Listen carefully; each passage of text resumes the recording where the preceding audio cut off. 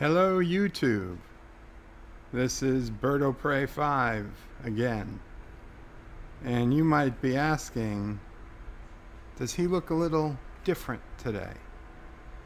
Is there something in his eye? Did he change his hair? Did he get taller, perhaps? No. But, yes. I am a little different today. I am looking just a bit egotastical, fun-time-ish.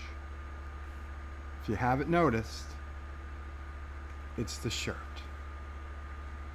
Seth Track. Purchased from JP of Egotastical Fun Time channel.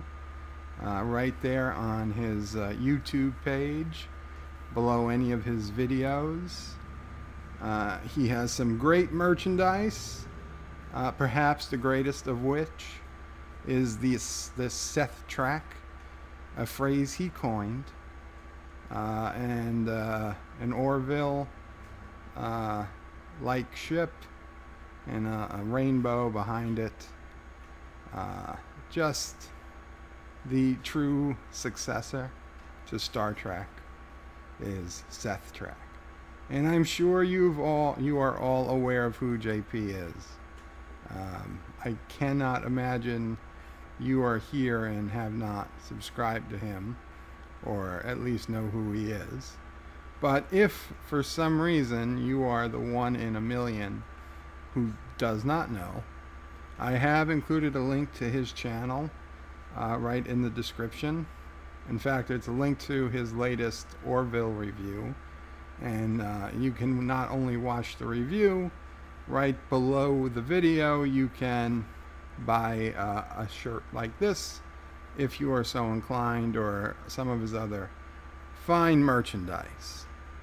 And I'm glad this shirt came when it did yesterday, because it's just in time to do a review, not a review, a revisiting of a season 1 episode that I've wanted to do for a while now. The season 1 episode called Cupid's Dagger. It was episode 9 of season 1, and it's when we really got to meet Darulio. Darulio, of course, was the blue alien who Ed came home to find banging Kelley in their bedroom. And the very first scene of the very first episode, Ed comes home after a long day as a Union officer, flies home to his apartment in the sky, probably deluxe, not sure. Hears some giggling behind the bedroom door, taps in his bedroom door code, and sure enough finds them up to no good. A year passes of Ed being miserable, having left Kelley, saying it was over, wanting nothing more to do with her. When a ship finally becomes available, and they just needed captains, and he was qualified. So he finally got his ship, and he finally started caring about things again a year later. And through cruel twists of fate, Kelley, his ex-wife, is actually forced to become his first officer. And of course, after an episode or two, he realizes that he doesn't hate her as much as he thought, and that it was probably best she stay on the ship. And by episode 9, you would say they're even getting along better. The episode starts with Kelley singing a karaoke song from Journey. It was a great episode. It got us the whole Bortus karaoke scene. It got us the long-awaited Yaphet and Dr. Finn scene, and a bunch of others. A very memorable episode, but also one of the most controversial, mostly because of how it ends and what we find out about Darulio.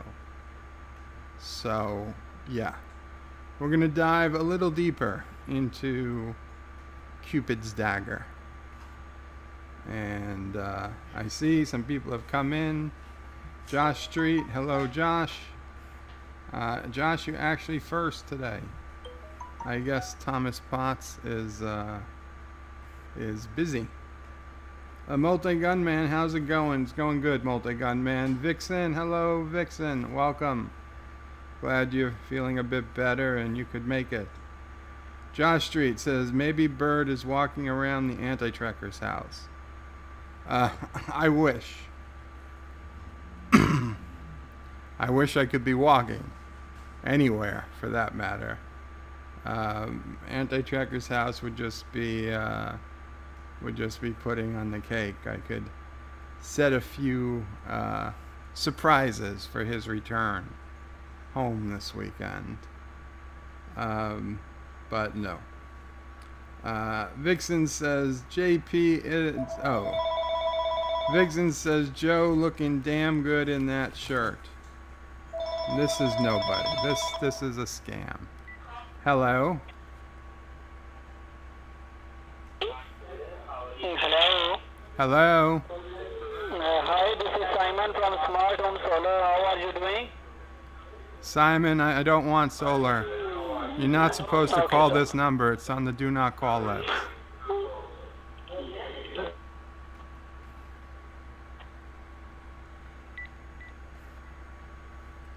3-4 times a week. Same call.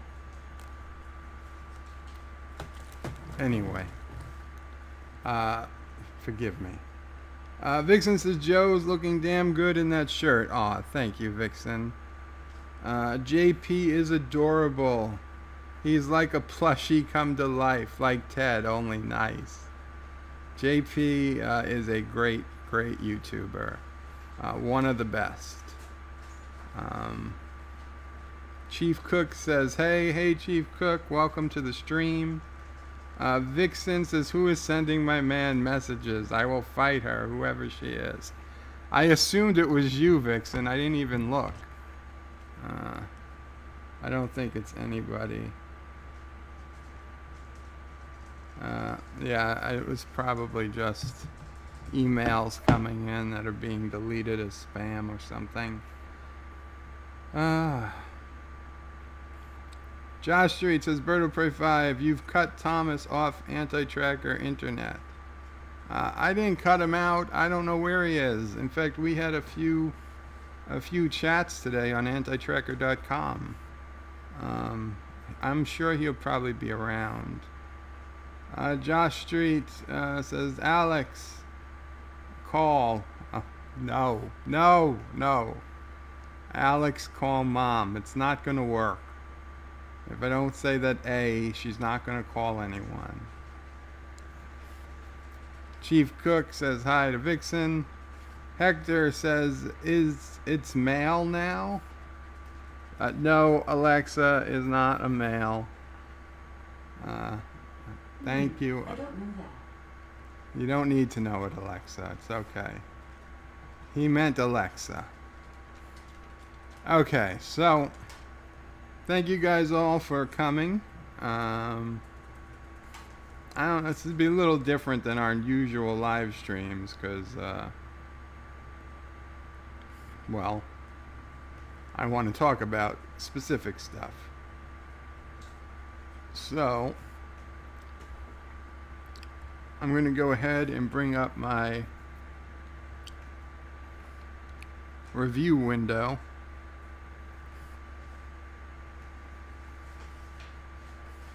Don't confuse poor Alexa. She's innocent. Indeed she is. So I will bring up my Orville conference room screen. And I will also now, I will have to put a pause on reading comments. And where, there we go.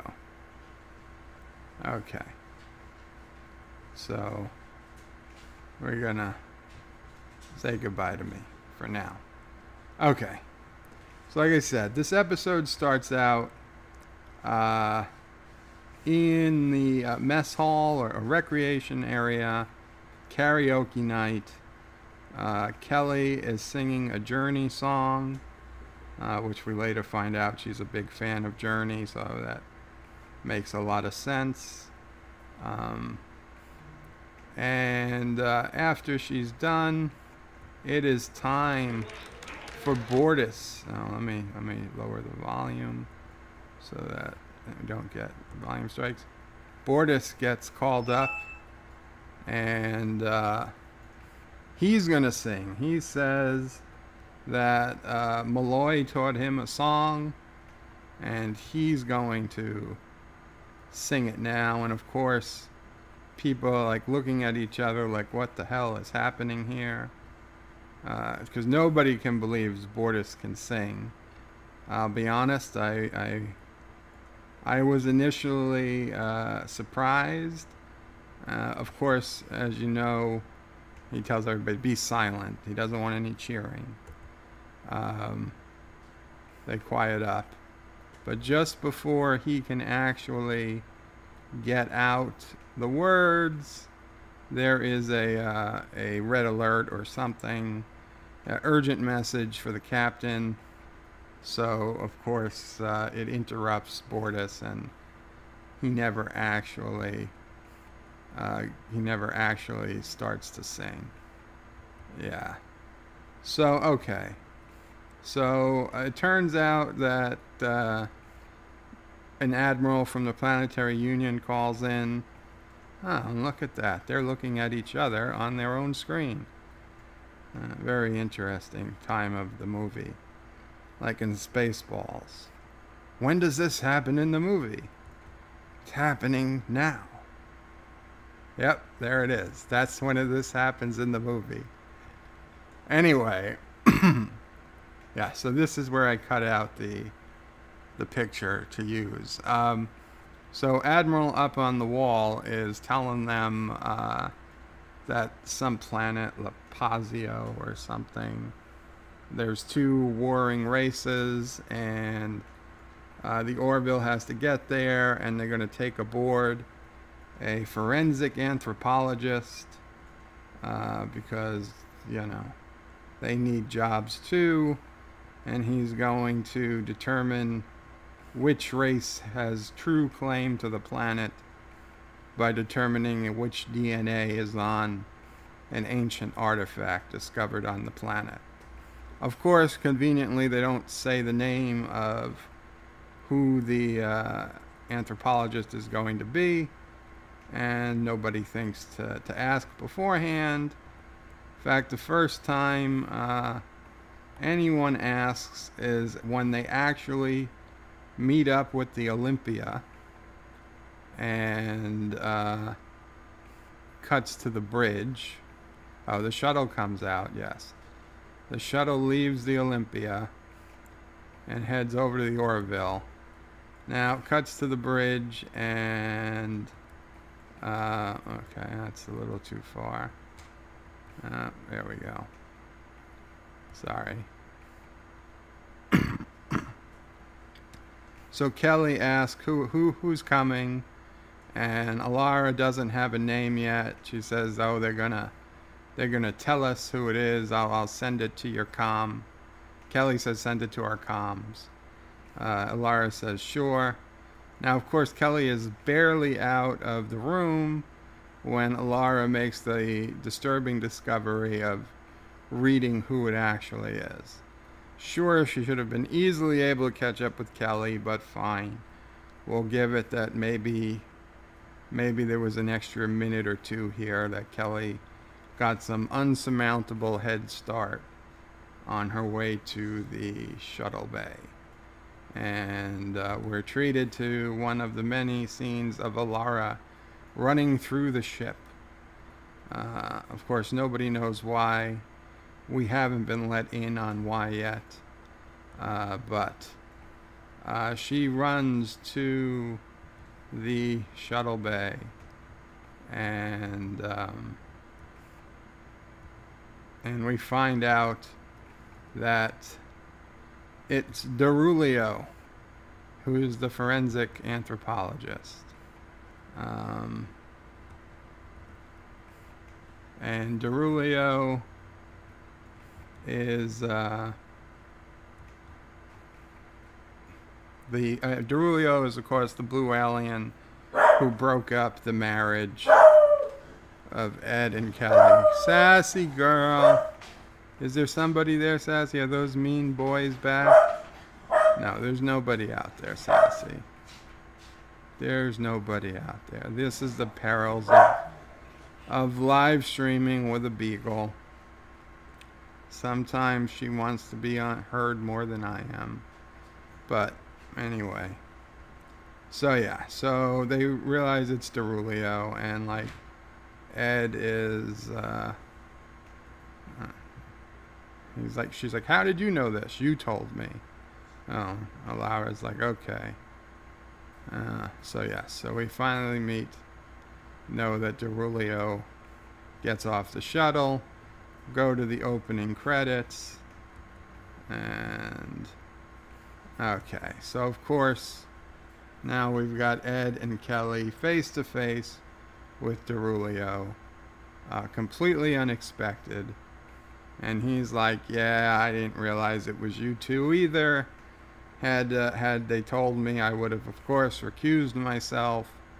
But it's too late now, and frankly, preventing a war is more important than whatever issues the three of them might have. And he's completely true. Preventing a war is more important than whatever personal issues the three of them might have. I mean, the fact that the Union would put Ed's ex-wife as his second officer is really the issue here, right? I mean, that's the absurd part.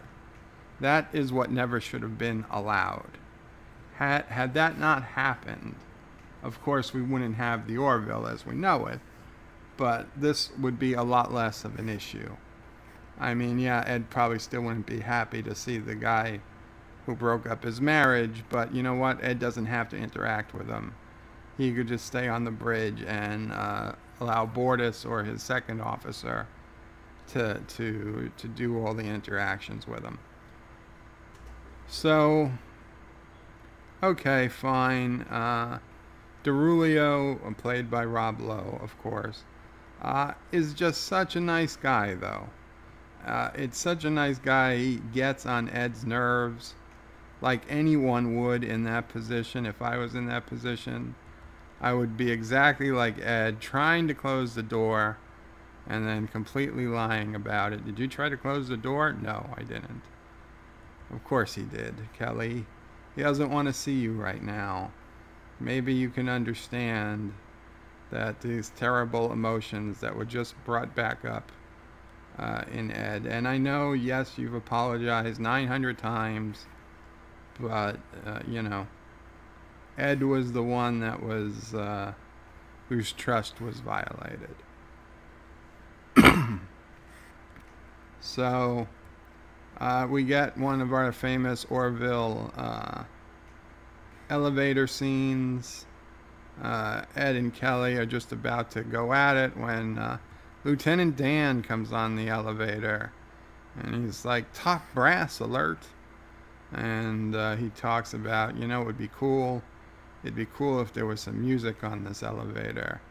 And, you know, fine. They go. Alara, in the meantime, is bringing Darulio. Ed told Alara, bring Darulio to his stupid lab. So Lara's escorting Darulio there.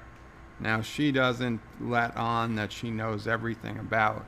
The whole ship knows everything of what happened between Kelley and Darulio and Ed. So the whole ship knows. Lara absolutely knows, but she doesn't let on that she does. So she's asking him, "Oh, you knew them? Did you go to school with them, or why?" She knows damn well how she knows. He knows them. He doesn't tell her why. But then they meet Yaphet. Chance encounter with Yaphet. Darulio accidentally walks through Yaphet, which, much like Ed did in the very first episode of the season of the series, Ed walked right through Yaphet also. So Yaphet drops his flowers and his guitar, and a piece of Yaphet is actually stuck on Darulio's pants. So yeah, they have a little interaction, and Lara asks, "What's all this?" And Yaphet's like being nice about it, but more or less mind your business, and tells Darulio he can just put that anywhere. He doesn't have to find his special spot to put it. Okay, fine. I mean, looking at this now, this is some bad green screening at the arm here, but you know what? Nobody cares because it's a good story. It's a good story. So fine, he puts it in, and Yaphet is on his way. We'll find out in a minute, of course. Turns out Yaphet is coming to give his last best shot to go out to get Dr. Finn to date him. Now at this point, Bortus is in the infirmary, and he's complaining about life with the new baby. That his husband is constantly eating, the baby is constantly crying, they haven't resumed normal relations, and his husband was just there earlier. They were getting the baby shots or something, and the husband asked Bortus if he was going to be back tonight to spend time with them. And he actually said, "No, I told you the captain has me on diplomatic mission. I'll be working late." Now, I wonder, we didn't really see Bortus having much to do. He is on the bridge later in the episode, but is that him on a late shift? Or was this just an excuse Bortus was already telling his Clyden to get out of going home? I don't know. We don't know. Probably the writers had no clue at this point that was going to be an episode in season 2, but it's interesting. So Bortus leaves, and who comes in the door but Yaphet with flowers and dragging a guitar. Now, he tells Claire that he wants to ask her out to dinner. She takes the flowers. She doesn't not take the flowers. She takes the flowers, she puts them down, but she basically says, "No, I'm not interested." Yaphet is pleading with her, "Give me a chance." She's like, "No chances." So Yaphet's like, "Well, let me play a little song and see how you feel in 5 minutes." Of course, 5 minutes doesn't even go by, barely, not even a minute. And Claire is like, "Hell no. Get out of here. The answer is absolutely no. And if you don't leave, I'm going to write you up."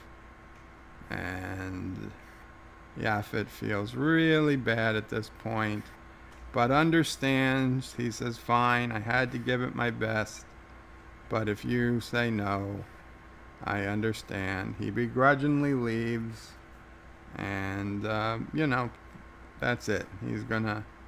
He's gonna go home and be sad for a while, but he's a big slime ball. He'll get over it.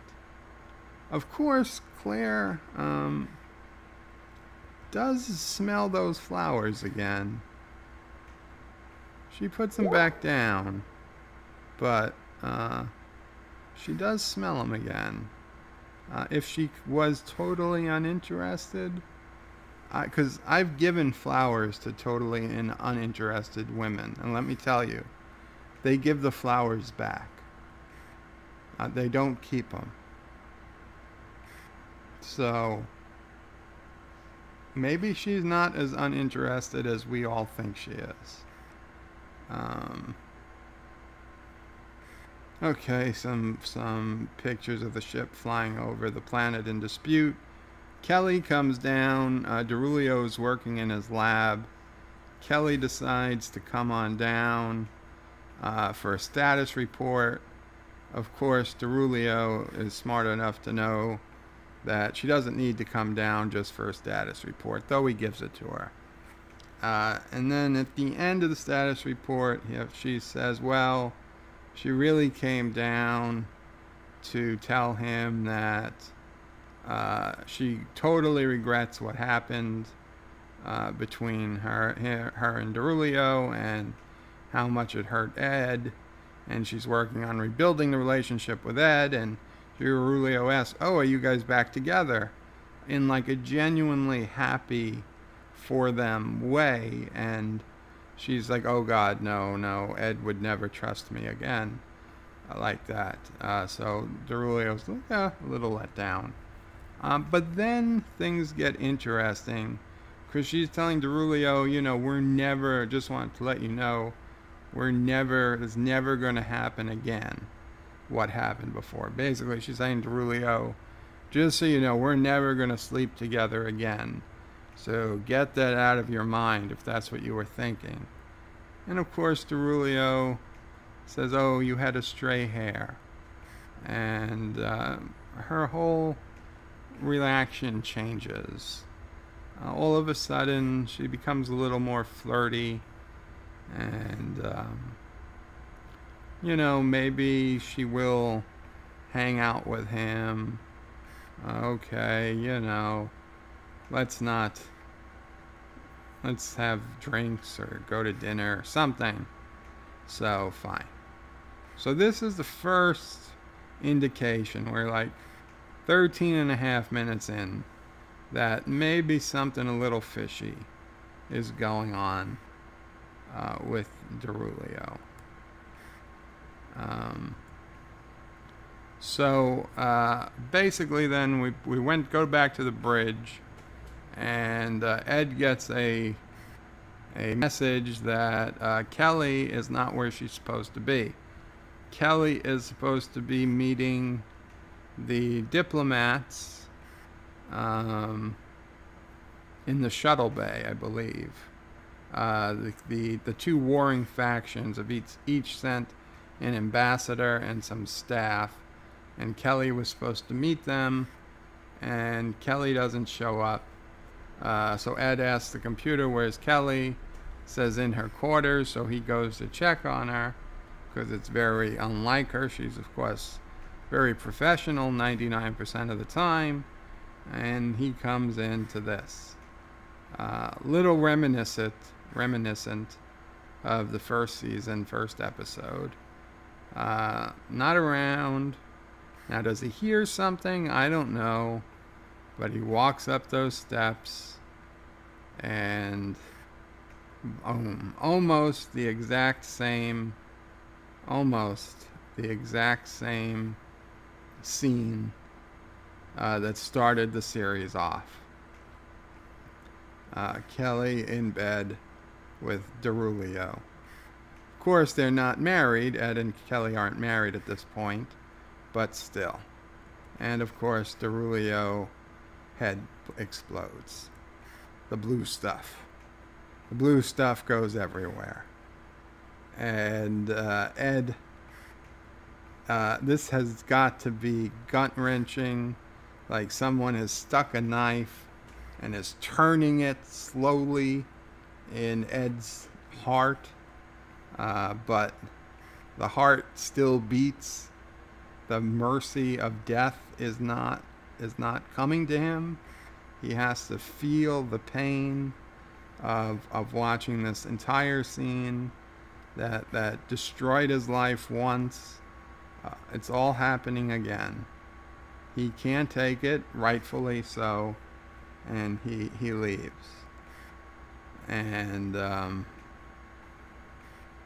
he's headed to, I guess he's headed to wherever Kelley was supposed to be. Kelley chases him, and of course they end up back in the elevator with Lieutenant Dan again. And instead of having the fight that they want to have, Lieutenant Dan asks them if they thought about music. And I think, I'm not sure if it's this scene or the next time, but eventually Mercer just tells Lieutenant Dan, why don't you be in charge of the music project? And Lieutenant Dan is happy to oblige. Okay, so yes, Kelley and Ed come down to the shuttle, not the shuttle deck. Oh my God. What am I thinking of? The shuttle bay. They come to the shuttle bay. The two alien races are fighting with each other, but because they're late. But okay, those are our races here. We've got aliens on the left, aliens on the right, and they both lay claim to this particular planet. Now Ed is also under orders to try to get them to talk a peace talk, even though it's informal.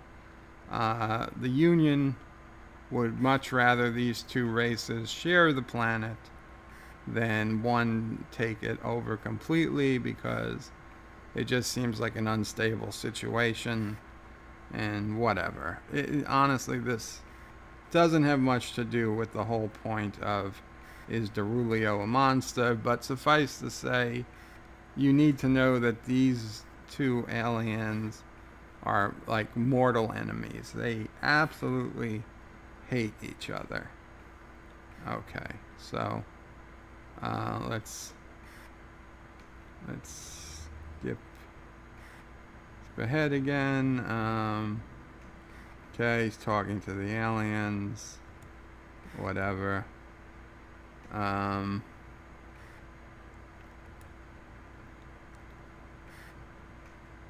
Kelley's telling Alara about how good it is to be with Darulio, how she misses that feeling and all that stuff, and she's technically not with Ed anymore, so it's really no problem.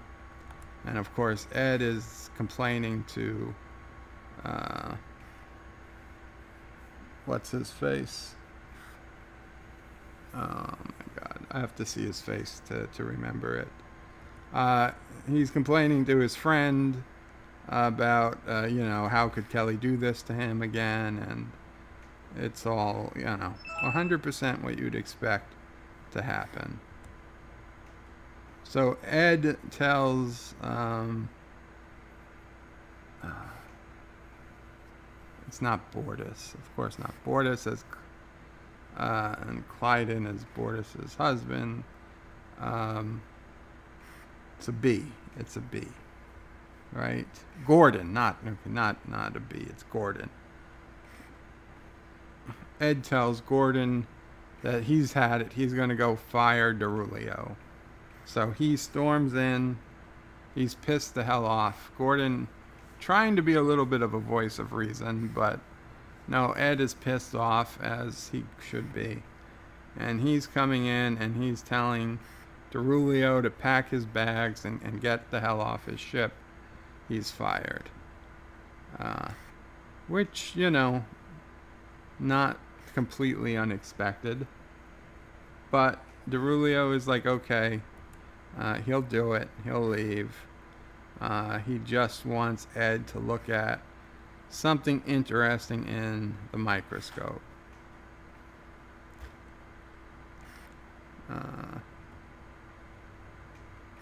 And yeah, he agrees. He'll leave. But just look in the microscope, more or less. So basically, Ed looks. It's a DNA fragment, 30,000 years old. He hasn't done the analysis yet, but he thinks it's going to take no more than 36 hours. And in the couple of minutes that Ed is with Darulio, his entire demeanor changes. And now we're really getting confused. Because now instead of throwing Darulio off the ship, he says, you know what, maybe you can stay. It's only 36 hours. And then Ed actually ends the conversation by proposing they get drinks. They're going to meet up for drinks at 8 p.m. that night. And Ed leaves happy as a schoolgirl, for lack of a better term, who's just been asked to the prom by somebody she really likes. And so Ed is all happy and he leaves. So now we get this scene. Now we know the real weirdness is about to happen. If you're not sure who it is, you will of course realize it is in fact Dr. Finn. She has found her sexiest outfit, I guess, and headed on over to Yaphet's. And Yaphet is shocked but happy to see her, and she's telling him that she's changed her mind and wants to come in. And Yaphet is quite happy by all this. And Yaphet's showing her around his place. He shows her what his bed is like. And basically the bed is just something he bed is just something he can lay in as like a puddle. Almost reminds me of Odo and his bucket. Anyway, so now we go to Ed, and Gordon comes to check on Ed. And we see Ed is actually plucking his eyebrows, looking in a mirror, getting ready for a date like a woman would. I don't know. Men don't usually pluck their eyebrows before a date. And if they do, I don't. And maybe nobody ever told me to do that. But I can't imagine that actually being all that common. So Gordon comes in, and because he's expecting Ed had just kicked Darulio off the ship, because Ed was 100% certain that's what he was going to do earlier. But instead, Ed is a little weird. Ed is now saying that Darulio is actually pretty cool. And, you know, they're going to go get drinks, and he's putting on cologne. And now Gordon is, like, totally confused. Like, what the hell up is with my friend here? And he's like, are you into him? And Ed's like, why are we putting people in boxes? Let people just be who they are. And this whole thing about wanting to pick the right clothes, and how Darulio is such a great dresser and he just wants to show some style. I mean, some really messed up stuff. So Ed actually ends up leaving, and Gordon is like shocked, but he doesn't know what to do. I mean, he is the captain. So Mercer goes to the mess hall to meet Darulio for drinks, and of course the aliens, who are supposed to be the most important people on the ship. I mean, they are basically there to prevent a war. They should be getting the full attention of both the captain and the first officer. Ed doesn't have any time for this guy. He just kind of yeses him to death and like pushes past him to get to Darulio. So clearly, Captain Mercer's mental state is not lacking, but compromised. And so is Kelly's. But nobody seemed to notice, right? That's a bit weird. Nobody seemed to notice Kelley was emotionally compromised or mentally compromised. And now so is Captain Mercer. They don't really notice it until later when Bortus is on the bridge and they can't get a hold of either the captain or Kelley. Now, like I said, the captain just gets past them and he gets to Darulio, and now he had seen Darulio through the plants, but he hadn't seen Kelley there. So now he sees that this was supposed to be just drinks of him and Darulio, and now Kelley's there as a third wheel. Kelley is shocked that Ed is there. Ed is shocked that Kelley is there. They kind of fight over Darulio. Darulio offers to go get drinks for them all, and Ed and Kelley basically say that they're gonna each wind up with Darulio.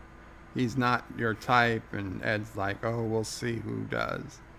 And surprisingly, Darulio actually ends up choosing Ed that night. But okay, so here's one of the aliens.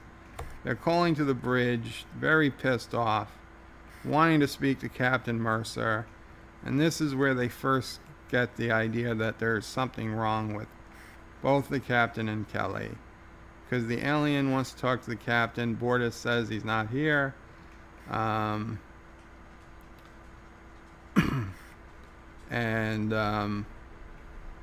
He's like, where are they? And Kelley, and now Alara is saying Kelley was acting a bit strange. And then Gordon says, you know, it's weird.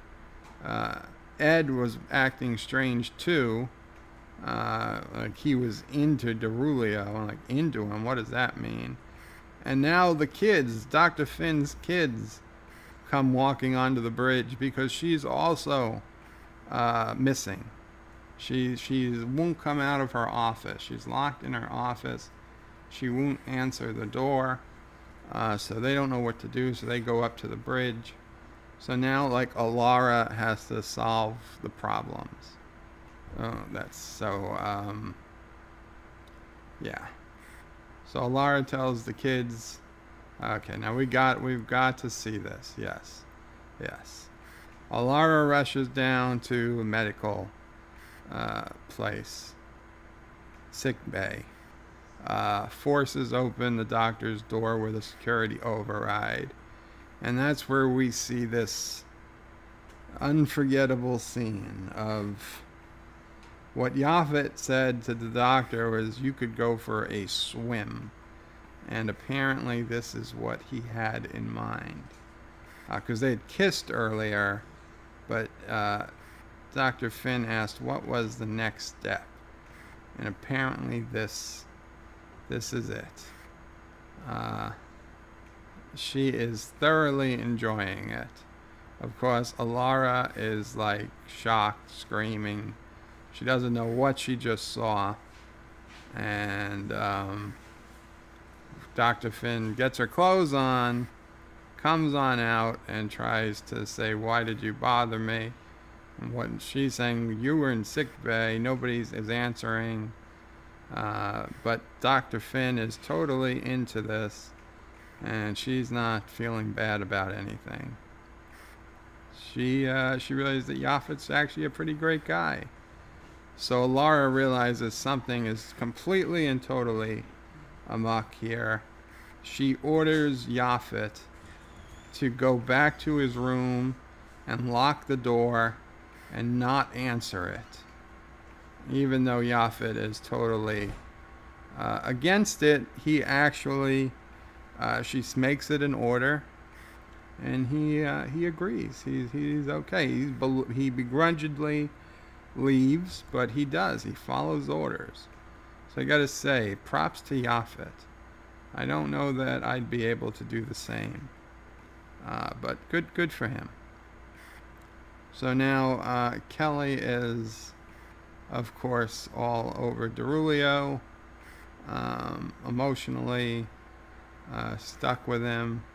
Of course, Ed is also, they're still having this fight. Ed packed a picnic for Darulio, and so Darulio actually chooses Ed again.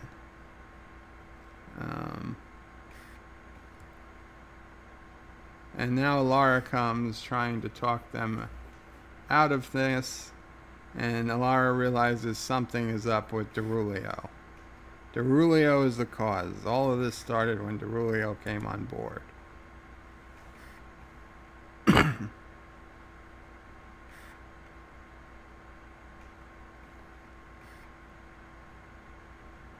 And yeah, okay, so that's where Darulio says he'll have a picnic with Ed. Okay, now Laura's like, I want answers. What's going on? And this is where Darulio comes clean. He says basically once a year, his people go through a heat cycle where they release a pheromone, and it makes people want to have sex. Now, on his planet, his culture, it is very free having sex. Sex does not have the emotional, or not stigma, but the emotional ramifications that it has for humans. The people on his planet seem to have sex as easily as we would shake hands here, or hug each other, perhaps. That it's rude. It's rude to turn down sex. It would be like if somebody comes up to hug you and you're like, go away, you disgust me. I mean, like, you're going to really reject a hug from somebody? So yeah, so his planet, sex is more like hugs. So he doesn't get the issue. I mean, he kind of understands it, but on the other hand, it's his culture. And who says his culture is wrong, right? I mean, his culture is different. It doesn't make it any less right or more right or wrong than anyone else's. Okay. I'll be right back. I've got to do a little Jaloja here, so listen to me sing California Girls, and I'll be right back.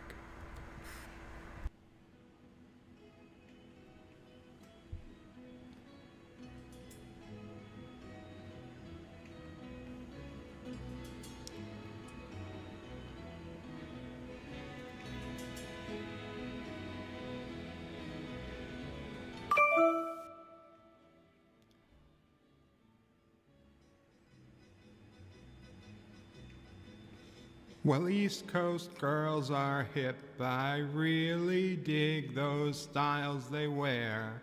And the Southern girls with the way they talk, they knock me out when I'm down there.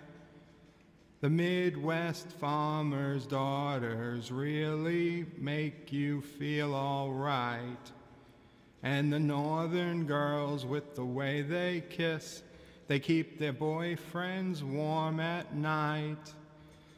I wish they all could be California. I wish they all could be California. I wish they all could be California girls. The West Coast has the sunshine and the girls all get so tan. I dig a French bikini on a wild island all by a palm tree in the sand. I've been all around this great big world and I've seen all kind of girls. But I can't wait to get back in the States, back to the cutest girls in the world. Yeah, okay, sorry. Cut it off early, I assume you don't mind. Okay. So, yeah, Alara's wants these answers from Darulio. Darulio explains, but Alara's like, well, how did it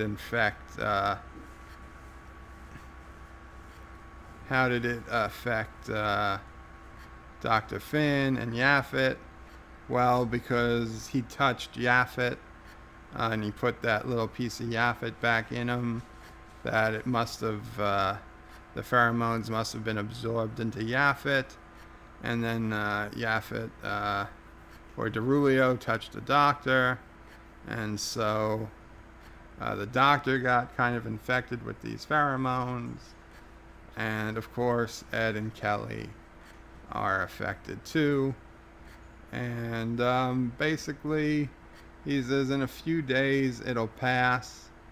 And Alara's like, now this is where the first real moral questions come in, because Alara is like, this is not okay, but Darulio is like, but it is, because these aren't fake feelings.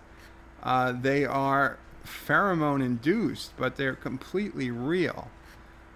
Kelley is in love with Darulio.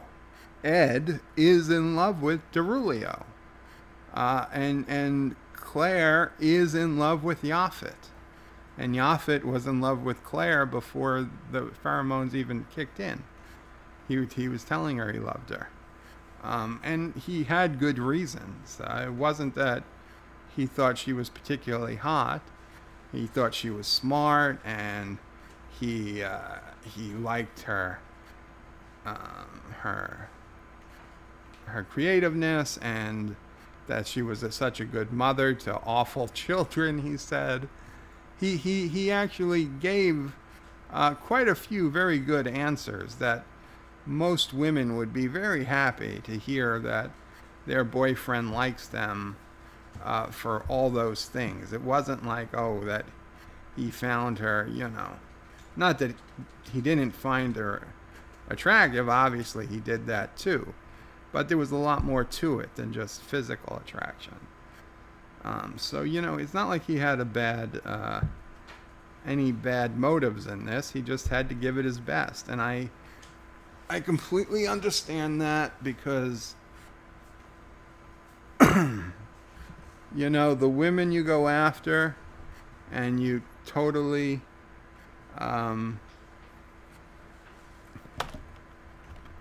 let's put it this way. The women you go after, and you have given it your 100% best, and there's nothing else you could have done. And if they still reject you, it's sad, but you've done everything you could, and you don't look back on your life and ever regret it. Because they're, short of literally being arrested or something, breaking the law, there was nothing else you could possibly have done. And you live with it. You get on. It's not happy. I'm not going to say it makes you happy, but you can live with it. But man, the women that you care about and you do not give it your all, and you don't try hard, or maybe not try at all for whatever the reason, those stick with you the rest of your life. Those are the ones you're always thinking about. What if I had just said something, when she was here at my house, at my door, ready to leave? What if I had asked her to stay? What if this? What if that? What if, what if when we got matched at some point or something, maybe somebody never saw her again, but, why didn't I even try? You don't know. And those are the ones that haunt at you forever. The ones that you give it your best shot and they still say no, you get over. So Yaphet, Yaphet did exactly what he should do. Now, I'm sorry if that makes some women upset, but you know what? Claire handled it completely right. Yeah, she might have been a bit creeped out, but she saw it was a sincere attempt, and she just stuck to her guns and told him no. And, had that been it, had she not been infected with the pheromones, it very well likely would have been it. And she didn't go run and make a complaint right away. She gave him fair notice and fine. But she then came under the influence of these pheromones. These pheromones aren't illegal drugs. They're not roofies. Okay? I mean, roofies are roofies. You lose your ability to say no. That's not what's happening here, right? Yaphet didn't force himself on Claire. Claire came to Yaphet wanting Yaphet. And it wasn't fake. It wasn't... I mean, that's the thing. Here's the issue with this episode. And here's where reasonable people will disagree. Because, to me, the fact is that love, what we would call love, it is really just a chemical reaction in our brain. Whether it's due to pheromones, which I think actually play a pretty big role personally, but whether it's due to pheromones or... Sassy girl. Okay, Sassy. If they're just walking across the street, there's somebody walking past the house. But whether it's pheromones or whether it's a chemical reaction in the brain due to how they look or how they smell, it's real. As long as it's real, it's real. Whether it's however it's induced. And excuse me.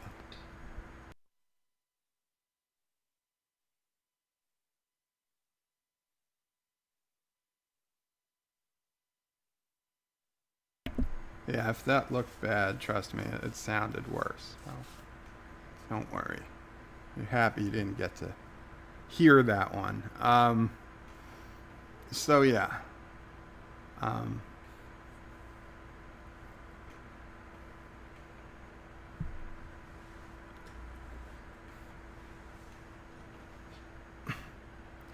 Is it...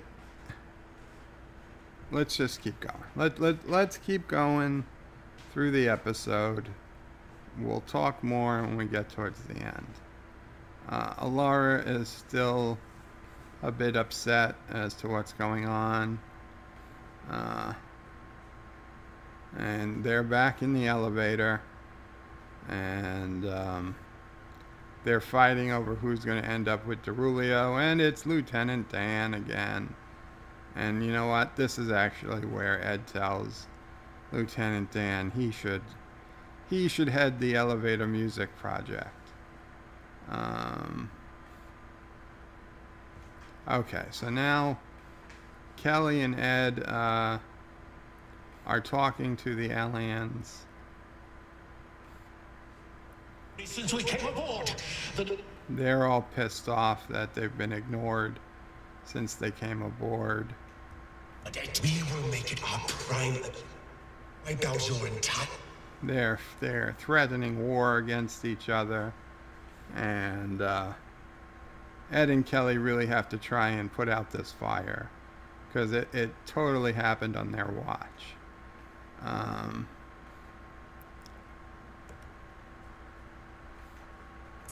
And confined to quarters until further. You can walk or I can carry you. Okay, Alara is pissed at Darulio still, confines him to quarters. Now, this guy, he's Nurse, and I forget his name because he's not really in many episodes. But now that he knows that Darulio's pheromones are what are causing the issues, apparently it's his idea to use the pheromones so that the aliens about to go to war instead fall in love with each other. They just have to be tricked into shaking hands with each other.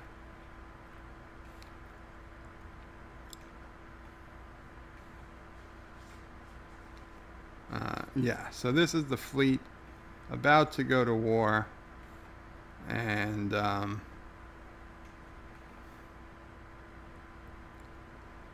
okay, now we see Darulio and Ed. Yes, Ed actually spent the night with Darulio.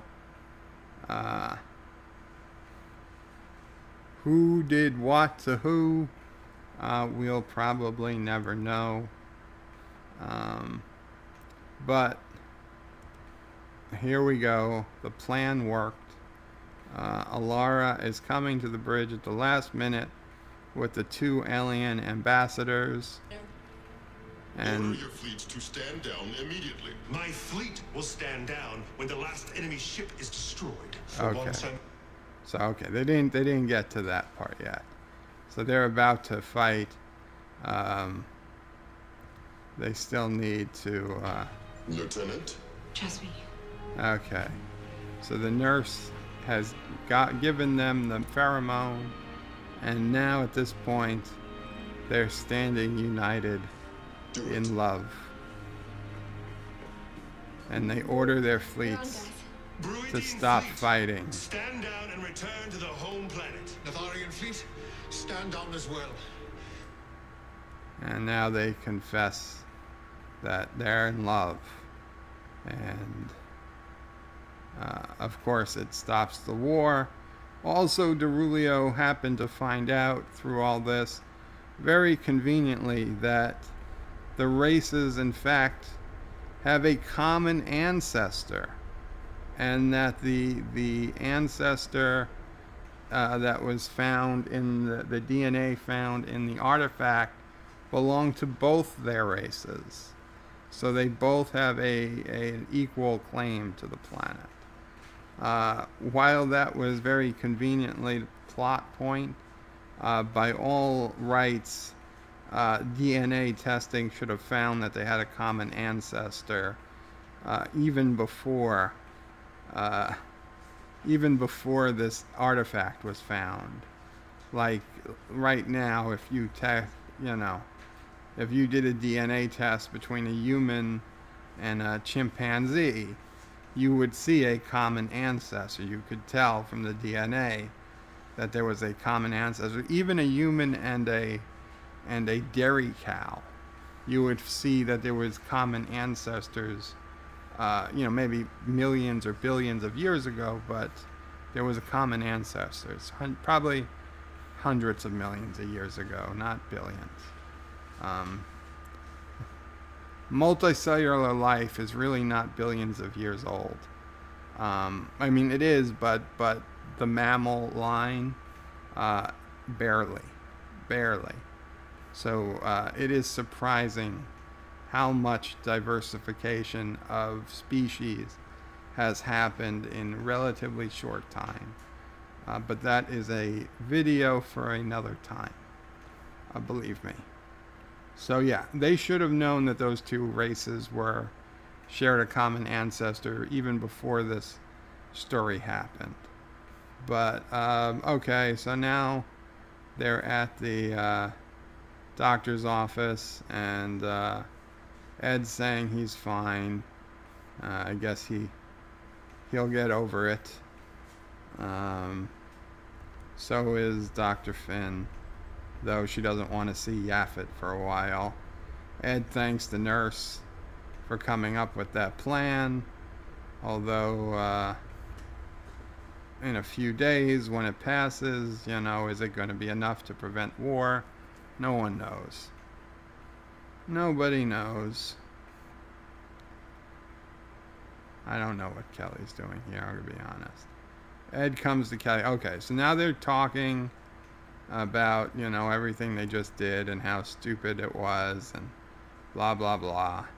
Of course, at this point, Darulio comes by and, you know, wants to kind of give a little bit of a... They both have a claim to Lipovius.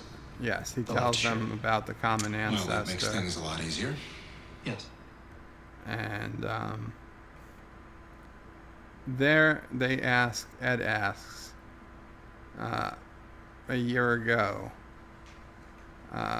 was he, or Kelley asks him, was he going through his, yes, she stops him. She asks him, was he going through When we met. his heat cycle?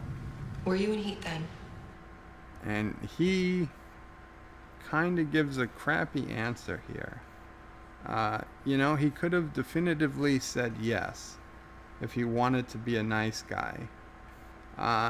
If it's true that he wasn't, he could just have said no and let them deal with it. But at least be honest. He instead comes out and says, I don't know, to me the worst answer. Maybe. Maybe.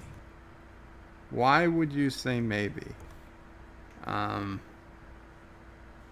don't know. I don't like it. I would not have let him leave with a maybe. It's either you don't know or yes or no. I'm not happy with maybe. And of course he goes back on to the other ship, which really, you know, when you think about it, why did the Orville need to be there anyway? The Olympia is, granted, it's a smaller ship, but it's not half the size of the Orville. It's maybe 3/4 the size of the Orville. Why did the Orville need to come just for all this to happen? I don't know. But you know what? It was a good episode, and it got people talking. When this episode came out, people were arguing and just debating over the merits, over, you know, I don't want to say the R word, the unconsensual sex R word, because apparently YouTube looks for that and does not like it when it hears it.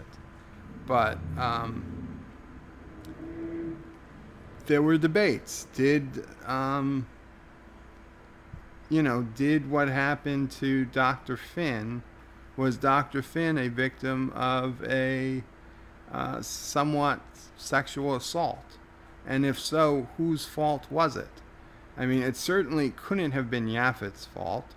Not to me, anyway. Yes, she said no, but then she said yes. And you know what? Women change their mind a lot. Men change their mind a lot. Everyone changes their mind. I change my mind 15 times a day about things. So it's not what the first answer is, it's what the answer you get at the time that matters. It always has been. So, yeah. It certainly isn't Yaphet's fault.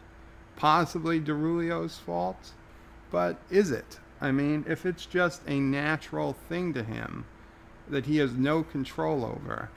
And I have to also say, remember, everyone serving on this starship, they knew they're getting into unknown situations. Okay, they are explorers. They know that they are going to be, they're going to brush up against the unknown. They're going to have weird experiences. And, as humans, and what we feel about sex and how personal it is for most people, it would be really weird. But you know what? You putting your life on the line every single day, you're in the Union fleet. You're putting your life on the line. And so you know what? It might not be as bad as your life, but if an alien influences you to have sex with somebody, and let's face it, in this future, other than the slight emotional hiccups that there are, sex seems to be consequence-free, even in Ed and Darulio case. We never heard Ed complain about it for the rest of season 1 or into season 2. He seems to have forgotten about it, or it really just doesn't bother him, because you know what? It was actual love. He and this is my opinion, and it's why I think that it really wasn't that big of a deal. It's because we don't see Ed ever complain about it again. We don't see Kelley ever complain about it again. Dr. Finn is the only one that sort of ever brings it up again. But to Ed, it was 100% real. Even though it wouldn't be what he would do 99.9% of the time, he did choose to go down that path. No one forced him. Okay? Kelley chose to pursue him. No one forced him. It was not in any way a forced act. So, I think it's just humans not,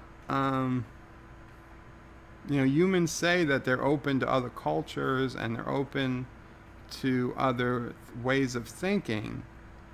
But if they are, then this is a consequence of it. Okay? They're all adults. Nobody got killed. Nobody got irreparably harmed. There's no lasting consequences.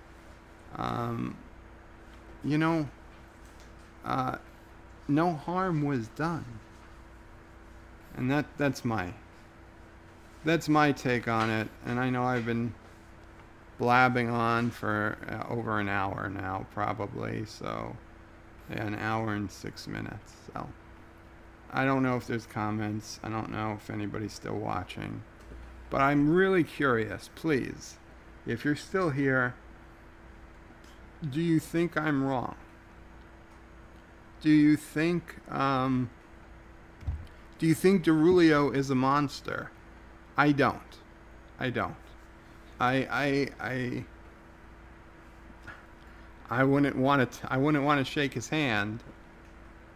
But if I did shake his hand, I certainly wouldn't blame him for what I did after that, especially if I chose to become an astronaut, an explorer, exploring new worlds and new civilizations.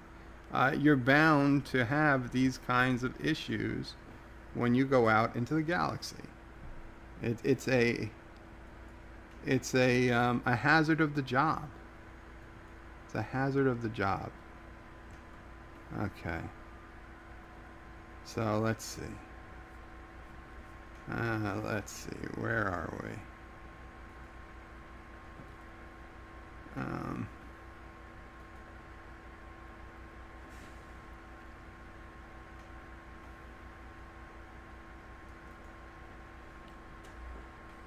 Vixen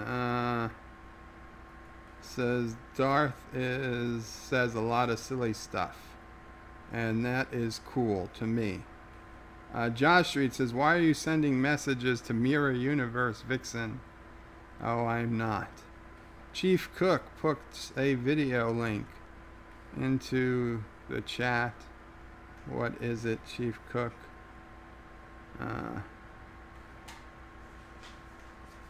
Spencer's Enterprise A inspection. I don't know what that is, but it's got a hell of a lot more views than any of my videos. Anyway, Vixen says, Josh Street, wait, mirror me, the evil one, or am I the evil one? That is a good question, Vixen. I don't know if any of us know if we are, you know, who's the mirror? Who is the mirror? Me or the guy on the other side? I do have the goatee. Sing, Bortus, sing. Yes, I hope in season 2 we get to hear Bortus sing. I'd be very, very disappointed if we did not get at least one line of Bortus singing. They made us wait long enough. Josh Street says, to Vixen, I thought you were the one of the Mirror Universe. Vixen says, I'm sad we don't get to hear Bortus sing. My heart will go on. Hector says, I have hope. Maybe in a special. Maybe. Speaking of specials,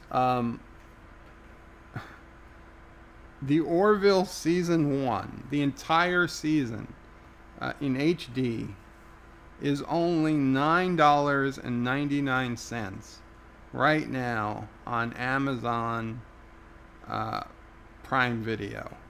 $9.99. You can get a forever digital copy of the entire season 1 of the Orville. I have the link in the description. It's the second link. The first link is to JP's video where you can buy this shirt. The second link is to Amazon. You can purchase right now the Orville season 1 on Amazon.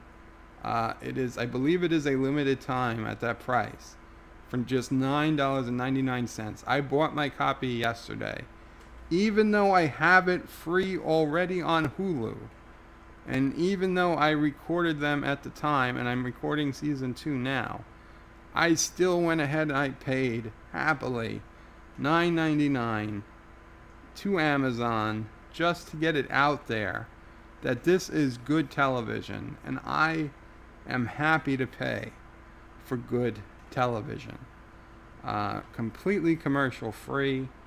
Doesn't even have the like credit roll or the commercials between episodes that Amazon Prime puts into Prime Video. When you buy a whole season, you just go from episode to episode to episode with no break in between while you're watching. It is great. I left on the whole season to play overnight last night as I slept. I went to bed 3/4 of the way through episode 1, and I woke up.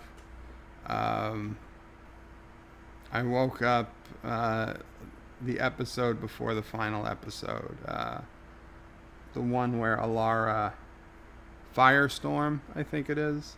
Yeah, and just let it watch. Just let it play. So yeah, $9.99 on Amazon. The same link if you don't have Amazon or you want the physical media, you can buy the DVD set for $19.99. They're both at the same link. So yeah, it's a special price either way. Please go ahead. If you love the Orville, if you like the Orville, if you want more Orville, just go ahead and buy it. You know what? There's a lot of things you could waste $9.99 on. Waste it on this. This way, God forbid, Avis forbid, Fox, because of the Disney takeover or whatever, whether it be this season or next season or the season after, decides to cancel the Orville. Maybe if, you know, 10 million people bought the Orville from Amazon, Amazon will make sure to continue the Orville like they are continuing the Expanse. I just got to put this plug out there. Obviously, you know, you do with what you can, but if you were going to send $10 in super chats, I'm not saying to stop, but consider sending $10 to Amazon for the Orville, because that is voting with your wallet, so to say. And every Orville season sold is a win for quality sci-fi television. Okay, had to get that out there.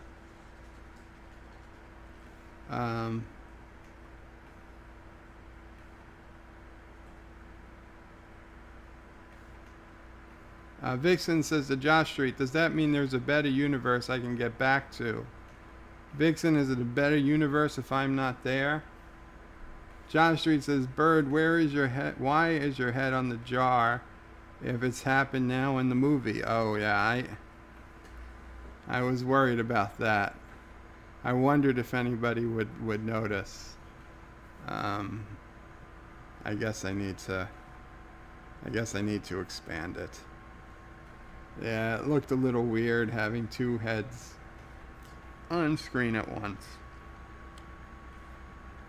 But I kind of liked having it in the Orville shot, because honestly, if YouTube makes a automatic thumbnail of this video, I kind of hope it makes it, you know what, I'm going back to the conference room.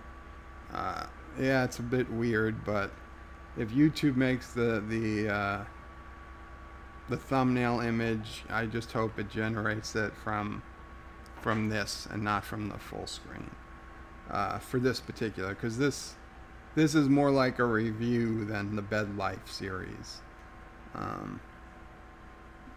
I have my reasons.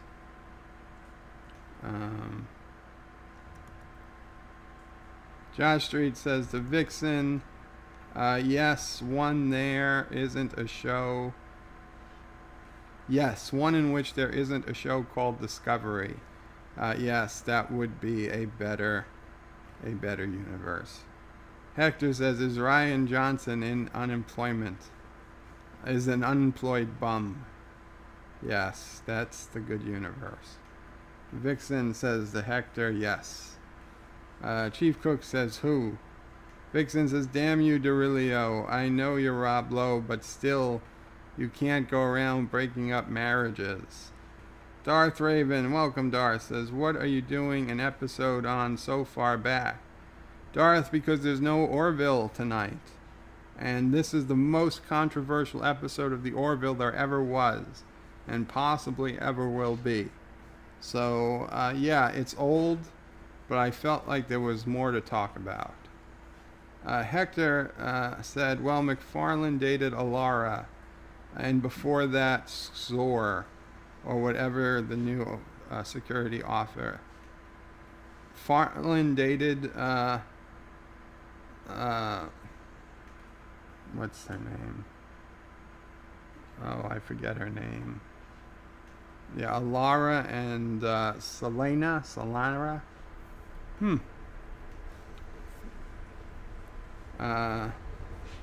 Hector said, did you say Darulio or Darulio? Oh boy. Obviously Darulio. John says YouTube has been weird all day. Says there are 0 people in the chat.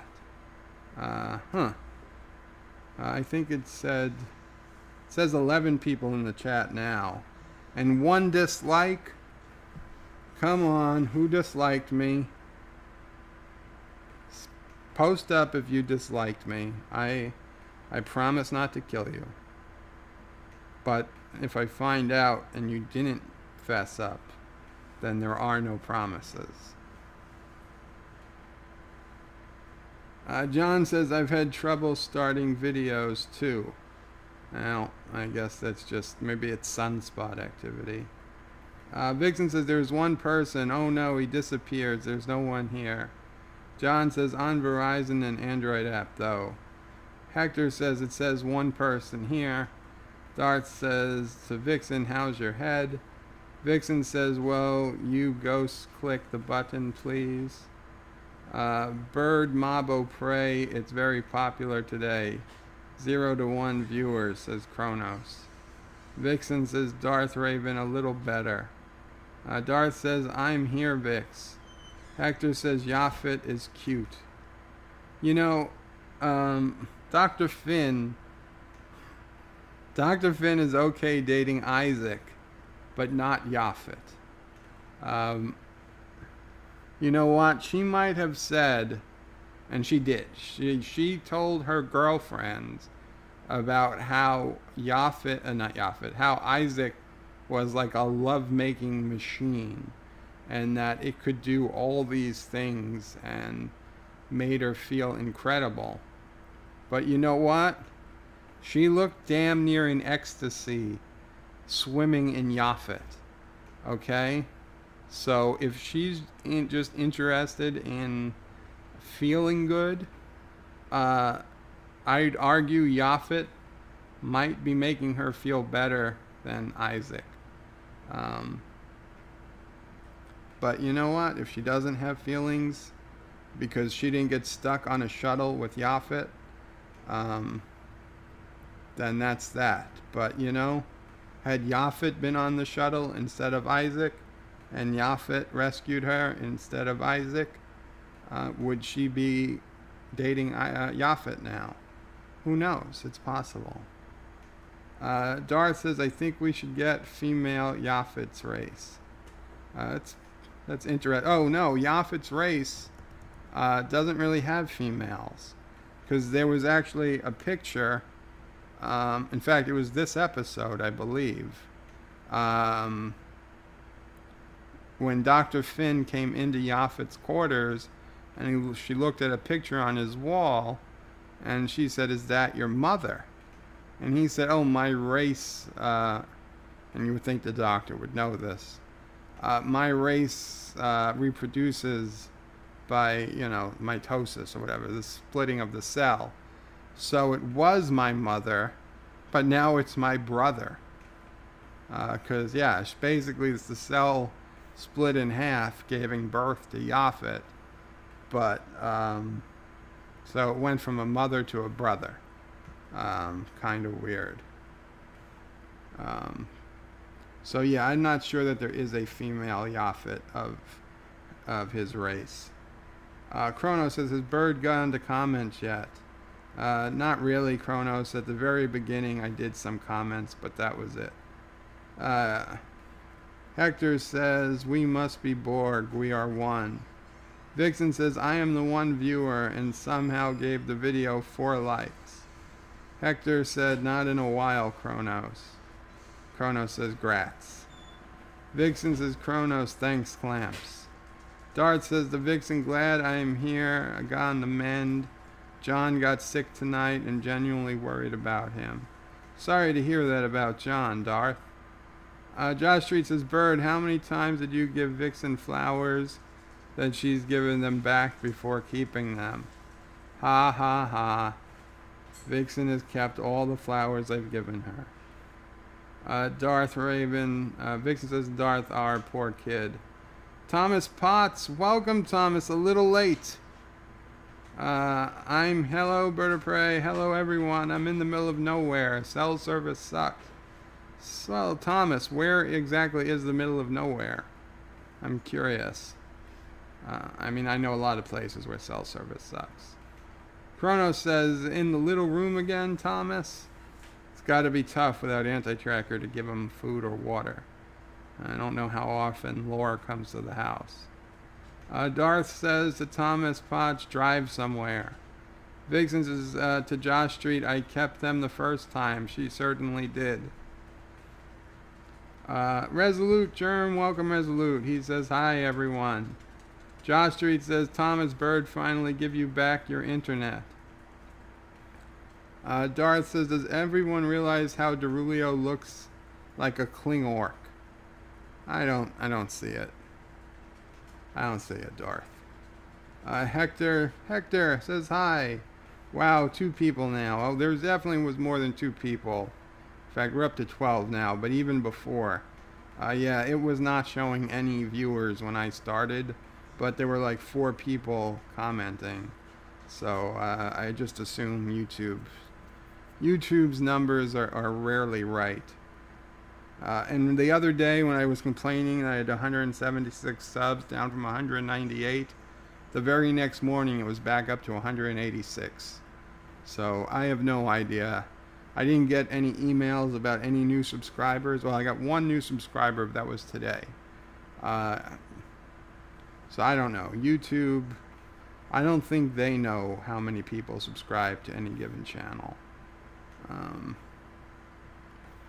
Thomas says, when did he take my internet? And he escaped the room. Good for you, Thomas. Josh Street says, the Darth Darulio looks better than a Kling orc. Yeah, that's true. Vixen says, who gave the down vote? Confess now. It is confess. Confess lest Avis judge you. Or Kelly. Hector says, looks like a castrated Andorian. It does. Definitely Andorian blue. Vixen is laughing at Hector. Darth says, I'm 2 people, lol, on Xbox and laptop. Oh. Thank you, Darth. Chronos says, Tube is in a runt today. Vixen says, poor Ed. Thomas says, the Vixen... The firefighters set the fire in his district yesterday. They didn't pay their fee. Yes, Thomas Potts sent me pictures of the big fire I missed in my city, Skyline City. And it would appear that the firefighters might have started the fire. I'm guessing the firefighters are my enforcers to make sure the businesses pay up. If they don't pay their fire protection, they're gonna have a fire. Darth says the blue stuff is really messy. Poor Kelly. I think she likes it. Thomas Potts in his city, yes. Vixen says Thomas Potts, that's what they got for not paying up. Oh, Vixen has really taken to her position as mob wife. That's indeed what they get. Thomas says, wait, they are watching themselves like in Spaceballs. They were for a minute just there. Vixen says, lol, Thomas Potts, Joe actually mentioned that.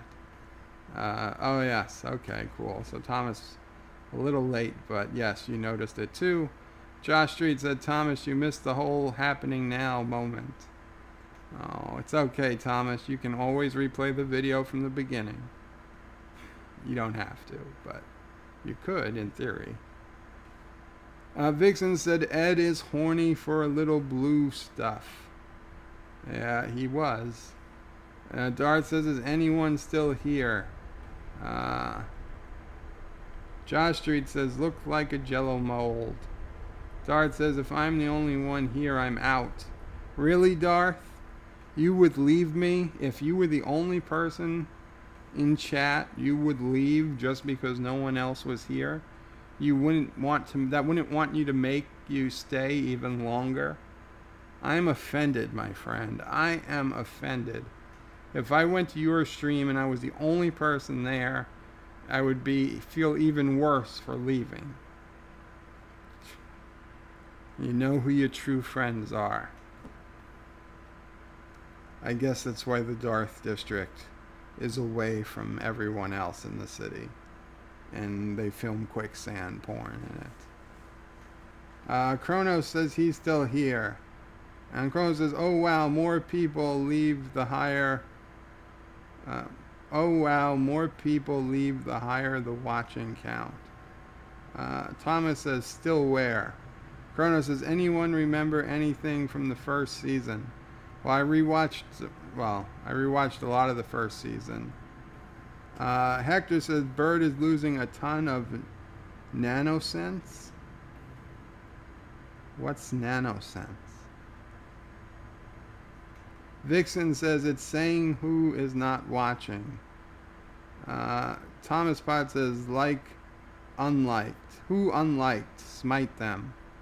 I have a theory on it, Thomas, but I'm not going to say any names.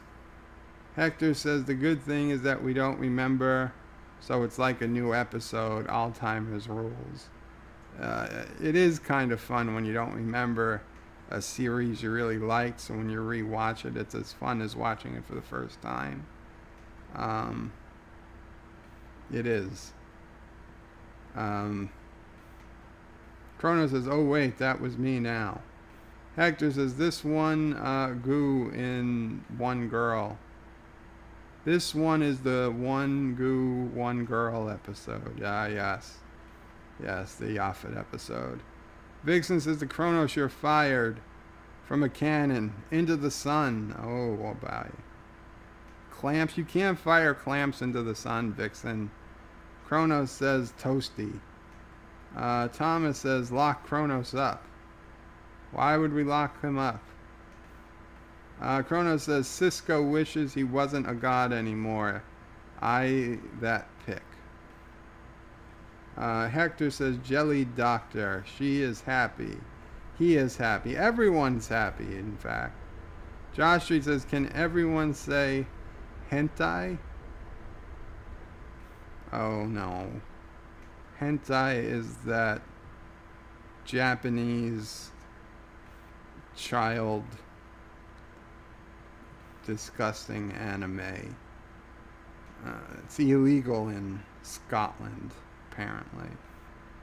Probably. It's a cartoon image, so I don't know that it should technically be illegal, but it is definitely not worth downloading or looking at. Not that I'm judging you, but I'm judging you. Hector says, like the French. Go to Yaphet, I ship you death to the toaster like the French. Kronos says, damn blues, they look all the same. They all look the same. Kronos says, having retraction problems, Vixen? Vixen says, I'm moving to the Splurge planet. Vixen says, echo, echo, echo, echo. Kronos says, that was a quick Chaloja. It was, Kronos. I was surprised. Usually the song gets further. Kronos says, Vixen, you're echoing. Vixen says, I was just singing along with Joe, lol. Kronos says, too bad Amazon Prime doesn't have the first season. Well, you just gotta buy it for $9.99, Kronos. Tell Anti-Tracker you couldn't send him his $9.99 super chat today. You bought the Orville instead when he comes on at, I don't know, 15, 20 minutes probably, since Star Trek Discovery comes on at 8:30, that he will live stream. Kronos says, nice t-shirt. Thank you, Kronos. I picked it up from Egotastic Fun Time channel. The link is in the description. JP of Egotastic Fun Time. he has some great merchandise. Thomas says, look at Ed and Kelly listening to Bird of Prey. It is nice that I have their full attention. Ed, you're doing a bang-up job. Kelly, stop sleeping around with the guy who broke up your marriage. And you know what? Get back with Ed. Cassius drinks his tea with both hands, and he's probably a Krill spy. Vixen says, oh my God, Ed and the crew of the Orville are watching Joe give relationship advice. This is amazing. Chrono says, the pickled Bird of Prey 5 isn't interested. Chrono says, hashtag me poo. Me poo. Vixen says, Kronos, Joe's head is staring at Darulio.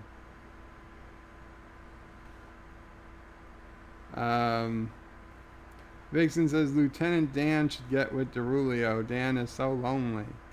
Yeah, he probably should, especially if he gets, like, if Darulio ever comes back on the ship and Lieutenant Dan gets a little, hey, you know, you just have to shake his hand, and it'd be rude for him to turn down sex. So it's a sure thing, Lieutenant Dan.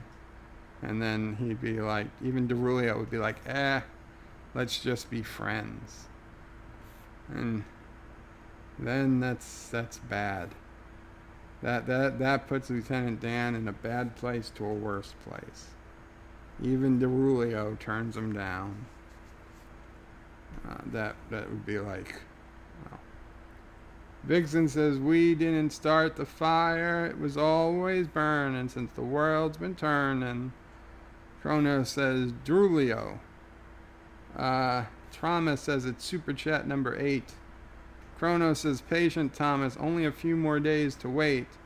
I suspect that Anti-Tracker is going to get home and find out that someone broke into his house and erased super chat number 8.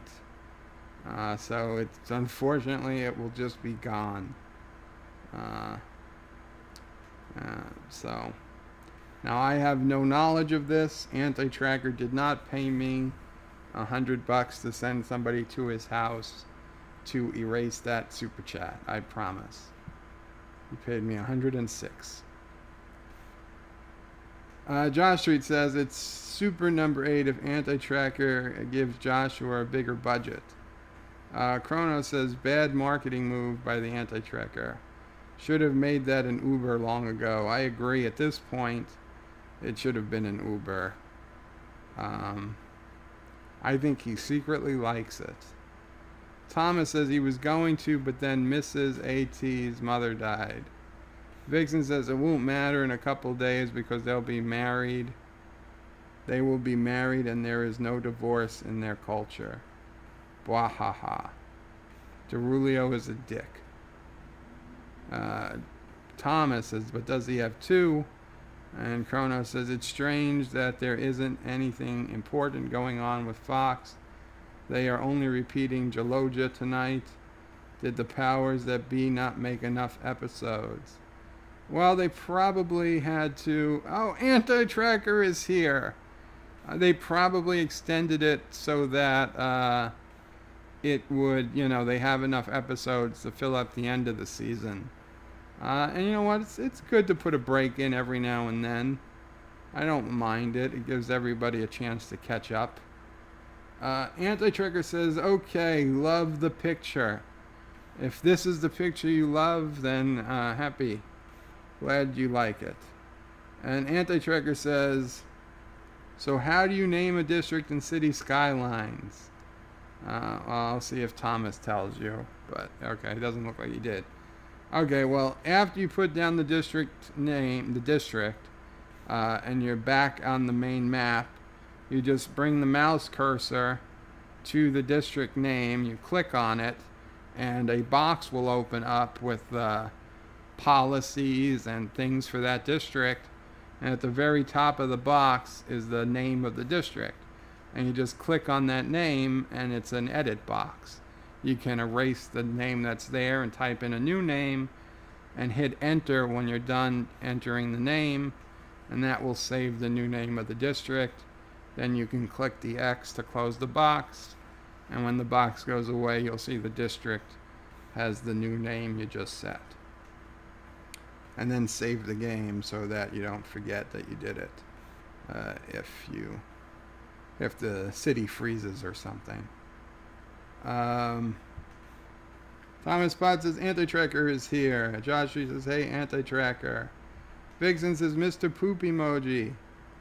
Chrono says, Alexa, love my Jeep. And good, she didn't answer.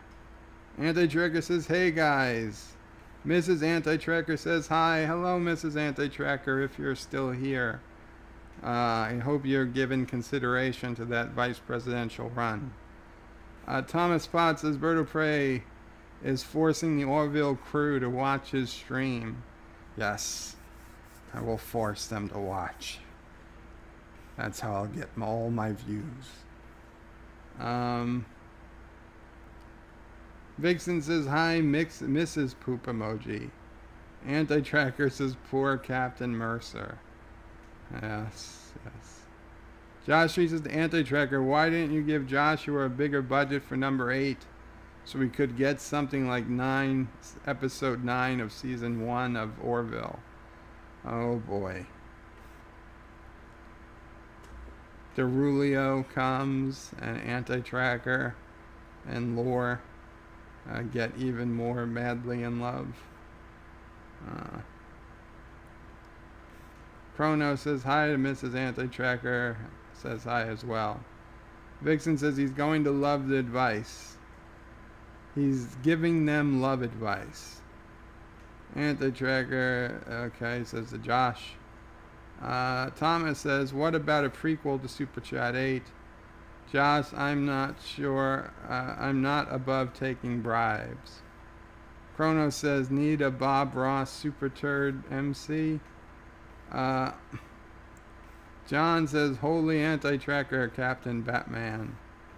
Anti-Tracker, so does anyone know how to name a district in City Skylines? I guess I told you now if nobody else has told you. Anti-Tracker said, you doing STD review today? I hope he is. Josh says, Anti-Tracker, until the bank sends out my new card, I'm stuck without giving you a bribe or supporting you on Patreon. Oh. It's okay, Josh. I'm sure he understands. Anti-Tracker says, Kronos, yes, it will be a little later than I would like due to legal stuff here with the estate. But as soon as we're home and settled, I will do the stream. Oh. If it's going to be late, then I'm probably going to be asleep. Damn it. Is it that hard to get home 1 day a week? Chrono says, Anti-Tracker, don't you mean illegal stuff? Anti-Tracker says to Josh, I understand. No worries. Yeah, no worries about your card. Thomas Pod says, once you make a district, click on the name, you should be able to change it. Yes. Chrono says, is everyone playing that game now? Well, not everyone. DJ Odyssey is playing Fallout 4. Thomas Pod says he doesn't know I'm here yet. Chrono says, not going to the comments yet. I haven't gotten to the comments at this point yet. Oh boy. 7:20 and it's now 7:53. Wow, I'm still so far behind. You people need to slow down. Anti-Tracker says, Thomas, how do you create a district? I just finished Lore Island. Oh my, oh boy. Josh Street says, Anti-Tracker, you need to do as much good back medicine before you leave Portland. Vixen says, how dare he misquote me? We're getting another divorce. Oh no, did I misquote you, Vixen? I'm so sorry. Mr. Captain, yes, James says, this is an Anti-Tracker chat. Love the video style. Very cool being on the Orville monitor. Thank you, James. Maybe I'll have to do stuff like this more often. Anything that makes my face smaller and not so much in your face is probably what people appreciate. Chrono says anti-tracker doesn't call that a goatee or goatee. Thomas says click on it and highlight an area. Anti-tracker says, oh, very cool. Chrono says, how many divorces is that now, Vixen? Josh Street says, will Bird catch up to the chat before Orville or anti-tracker torturing us with live reactions of STD? Thomas says, no Orville tonight. And Chrono says, I hope so. Well, now that anti-tracker says he's not going live as early as he normally would, I guess I have no reason not to. Vixen says to Kronos, I want to stay 11. Thomas says, I have a season pass on iTunes for the Orville. Okay, that's not bad. Vixen says to Thomas, how much is that? Thomas says, I think $19.99. Well, you're overpaid, Thomas. $9.99 on Amazon. Chronos says, as STD survives and the Orville fails, I don't know about the world anymore. Well, Chronos, there's a lot of things I don't understand about the world.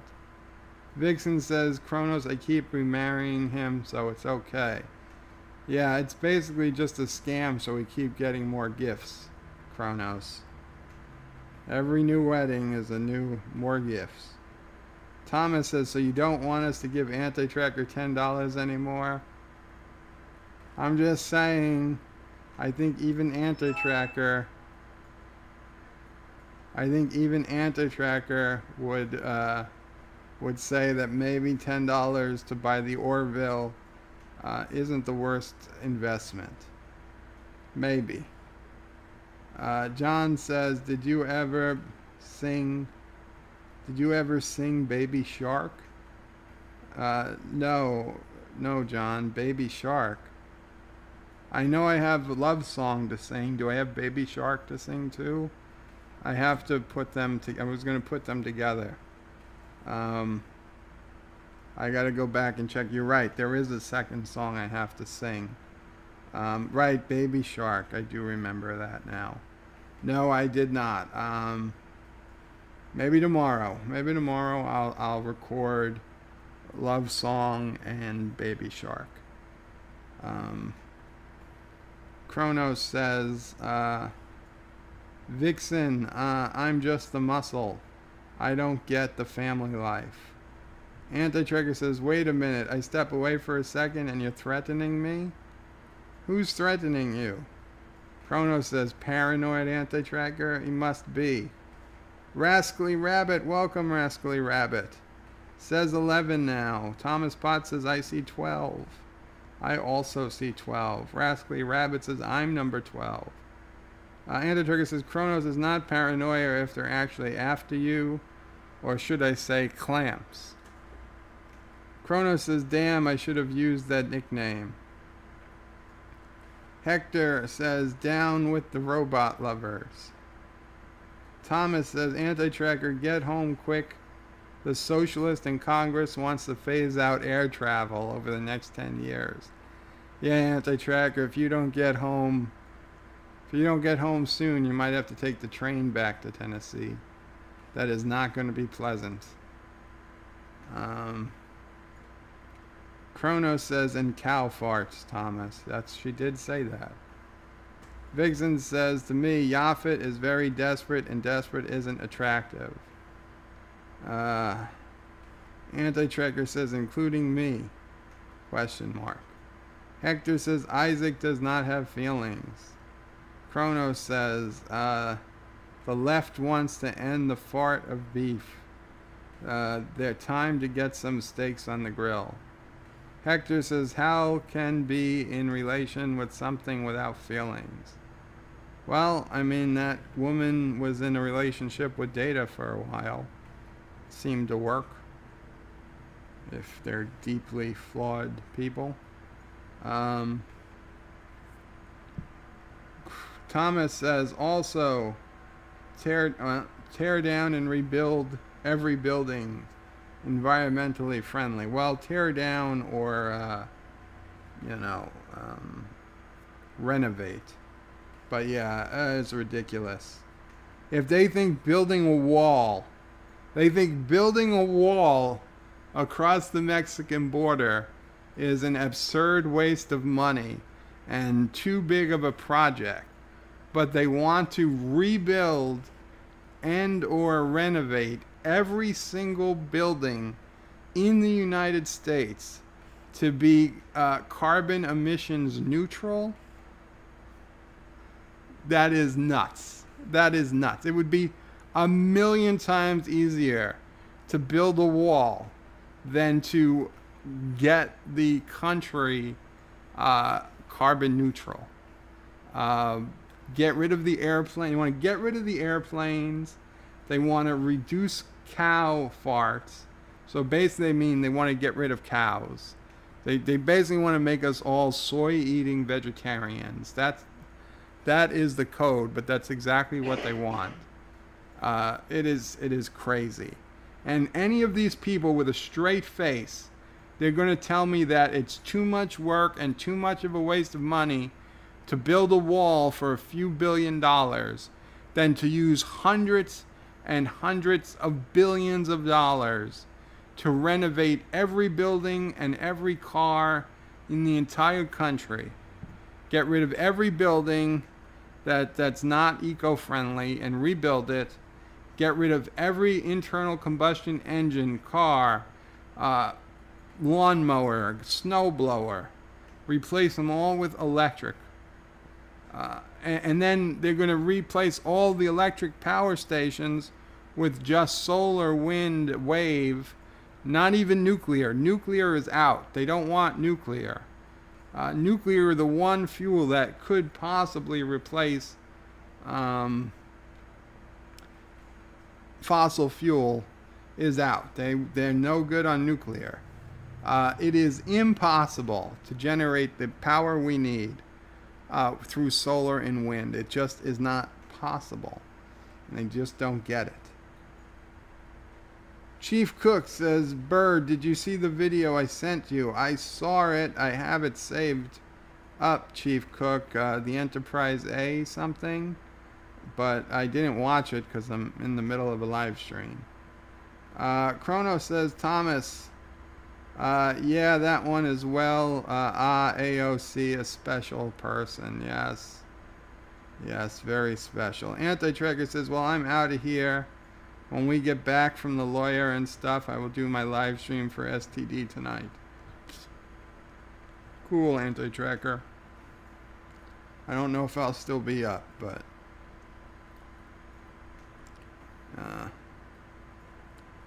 we'll see. If this episode of STD gets me as angry as last episode did, then I will have to put up a rant video like I did yesterday before breakfast.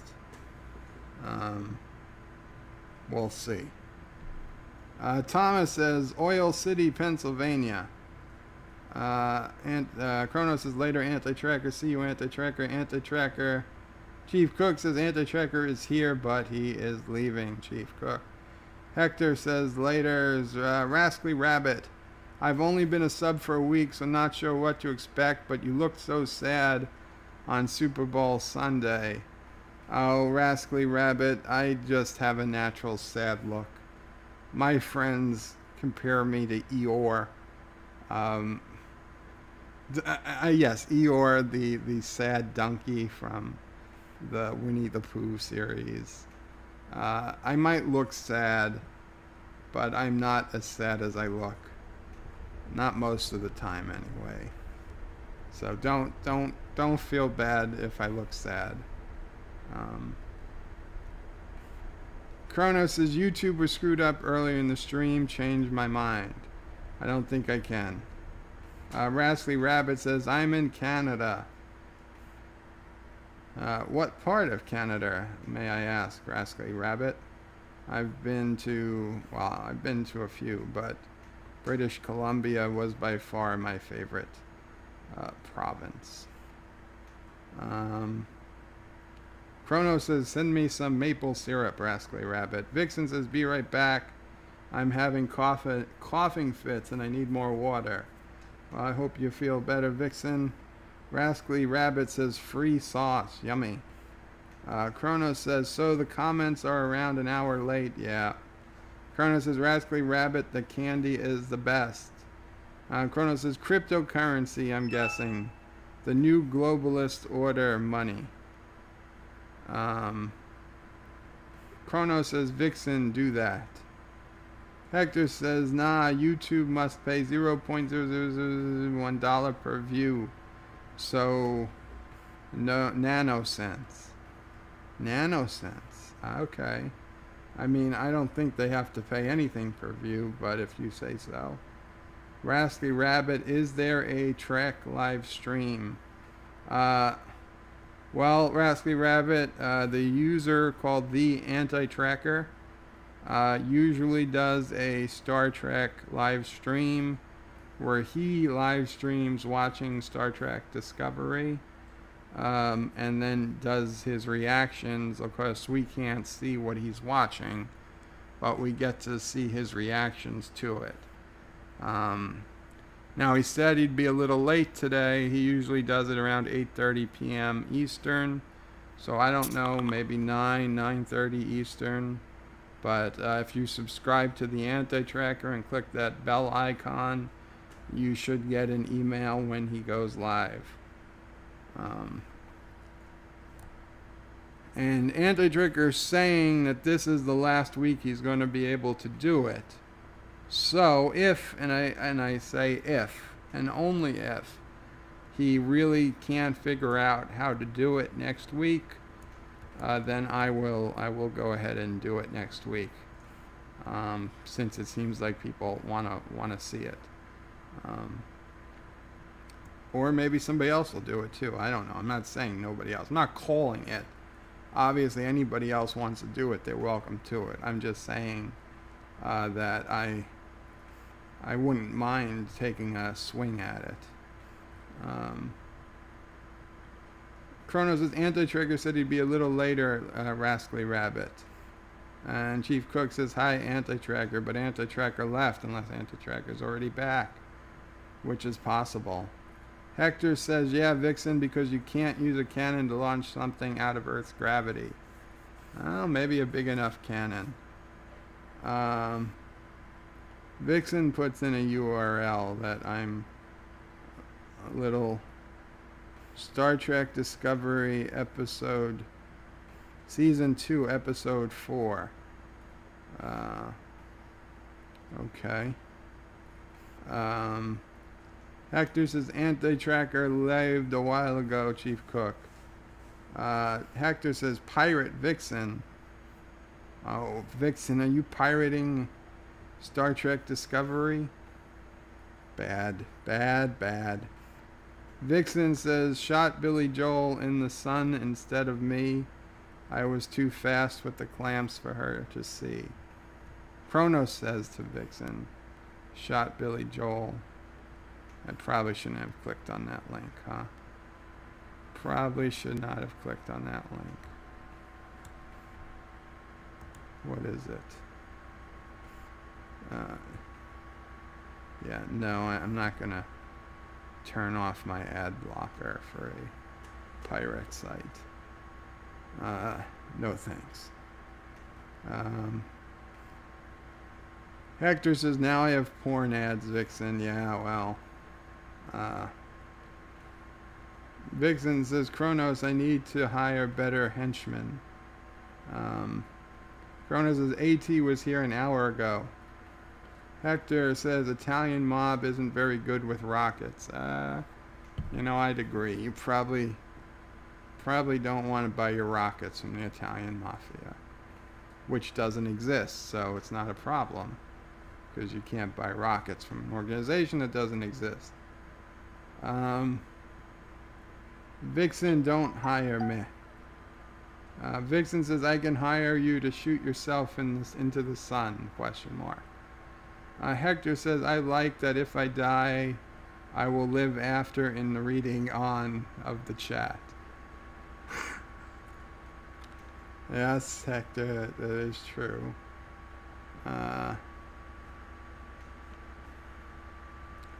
Vixen says, Hector, that is beautiful. Hector says, to have launched into the sun, you will need $150 million plus honorees. Chrono says, I've died many times here. Hector says, and a permit. Yes, you need the permit. If I learned something from Kerbal Space Program, is that reaching the sun is costly. Chrono says, neither Bird of Prey 5 nor Anti-Tracker liked my Bob Ross idea. Chronos, pitch it to me again. I remember reading it, but I was kind of rushing through it.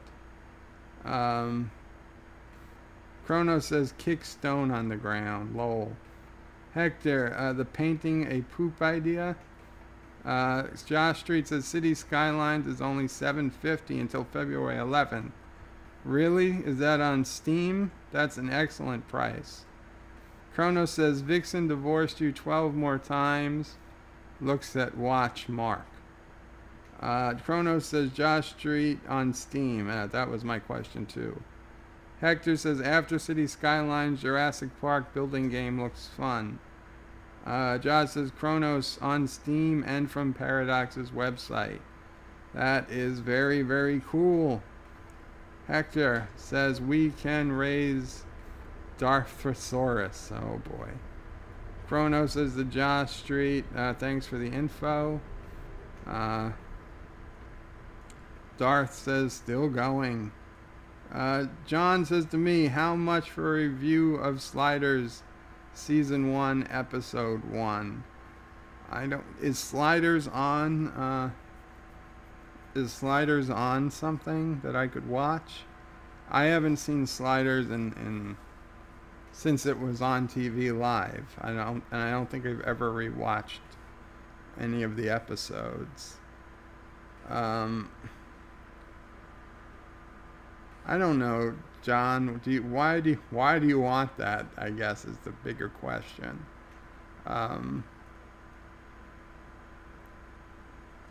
I'd have to think about it. I'd say, let's be honest, I don't have a lot. If you're not going to hold me to a particular time length and you'll just let me watch the show and give a review as I see fit, then I guess $10 will do it. I'm cheap. I'm cheap like that. If you want it to be like at least, I don't know, 30 minutes long or an hour long, and then we might have issues. But if it's totally up to me, watch it and do whatever review I think $10 would be a safe bet. Assuming I can find a place to watch it. I've got Amazon, I've got Hulu, I've got Netflix, and of course if it's on YouTube, you can obviously watch it on YouTube. Chronos says, Bird of Prey 5 for president in 2024. Yes, Chronos, that's when I would run. Hector says, no Bird of Prey 5 something. Hector says, no BOP 5 something like this.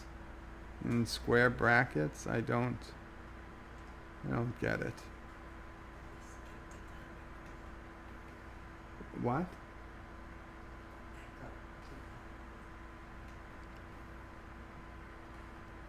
Hector says, oh, there's some code or word to avoid him reading a comment.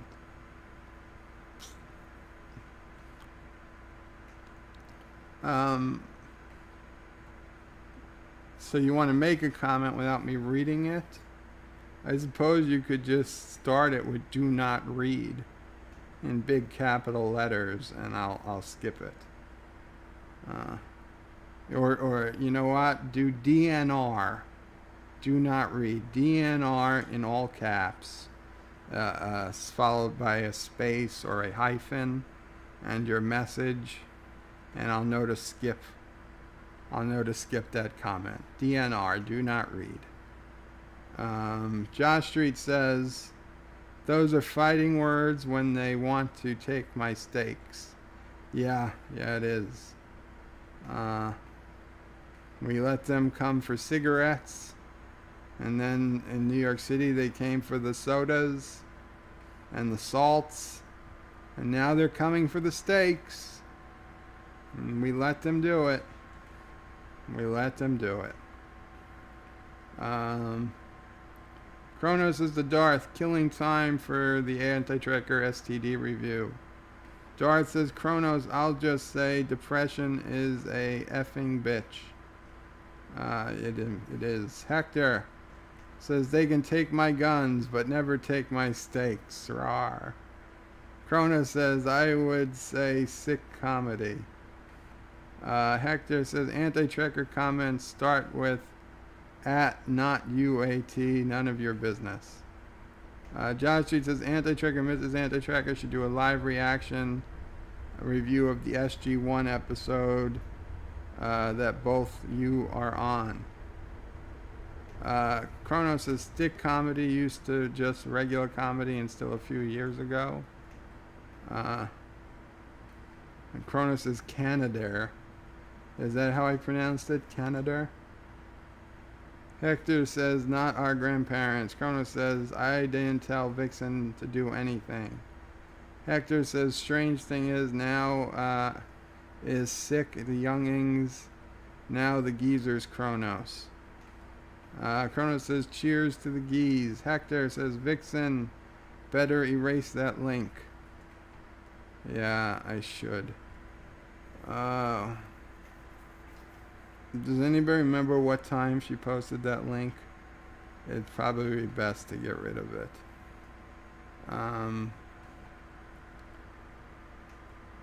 Vixen says, Hector, never, I'm a proud pirate. Oof. Kronos says, Vixen shot Billy Joel. Vixen says, I did not. I love Tiny Dancer. Vixen says, if you are the wife of Don Bot in Futurama, you simply fire someone into the sun. Ken, and not Anne. Kronos says, Sliders was okay, better shows out there. Vixen says, then I want you to watch Quantum Leap. Quantum Leap, again, is a show I haven't seen since it's been on the air. Josh Street says, you can watch Sliders on Amazon Prime. Okay, well, then I can get it. Kronos says, though to be fair, Sliders is better than STD. It certainly is. Vixen says, Kronos brain cancer is better than STD. Oh, I don't know. That's the only thing I'm not sure of. Vixen says, hi, Joe's mom. What's her name?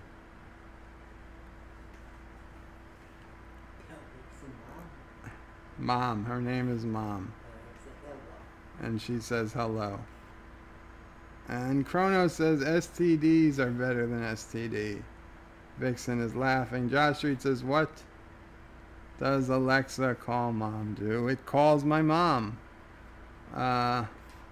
Vixen says, Kronos, laughing. Vixen says, I erased that link just for you, Joe. Thank you, Vixen. I just don't want any poor people who don't know what they're doing getting viruses or spam pop-ups. Kronos says, I did not see Sliders on Amazon Prime. Josh Street. Vixen says, hi, Mom. Hi, Vixen. Hi, Vixen. You heard her, maybe.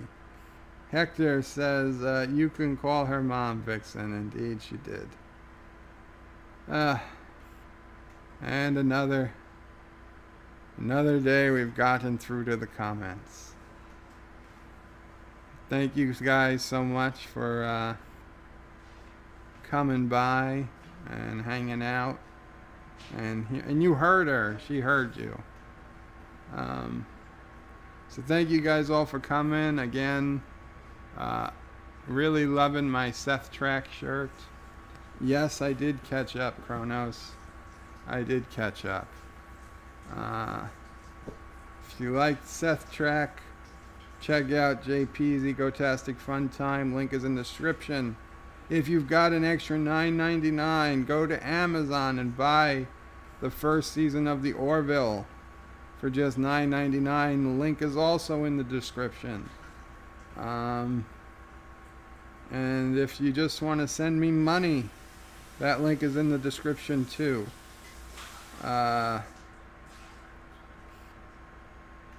Cool. I'm gonna wait around a little bit, see if Anti-Tracker does come on. Otherwise I'll head to sleep, but I'll probably head over to my Discord for a bit if anyone's around. Take care, everyone. Qapla. That sounds like Klingork. Qapla.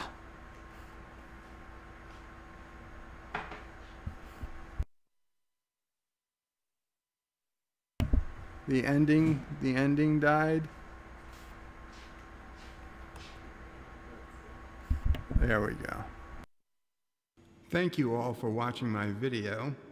Please remember to comment, like, and subscribe. And don't forget to hit that bell icon. Without it, you won't get notifications of new videos. If you want to visit me, check out my forum at juot.net.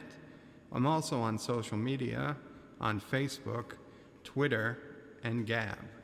And if you're really crazy, you can send me some money on PayPal. Take care.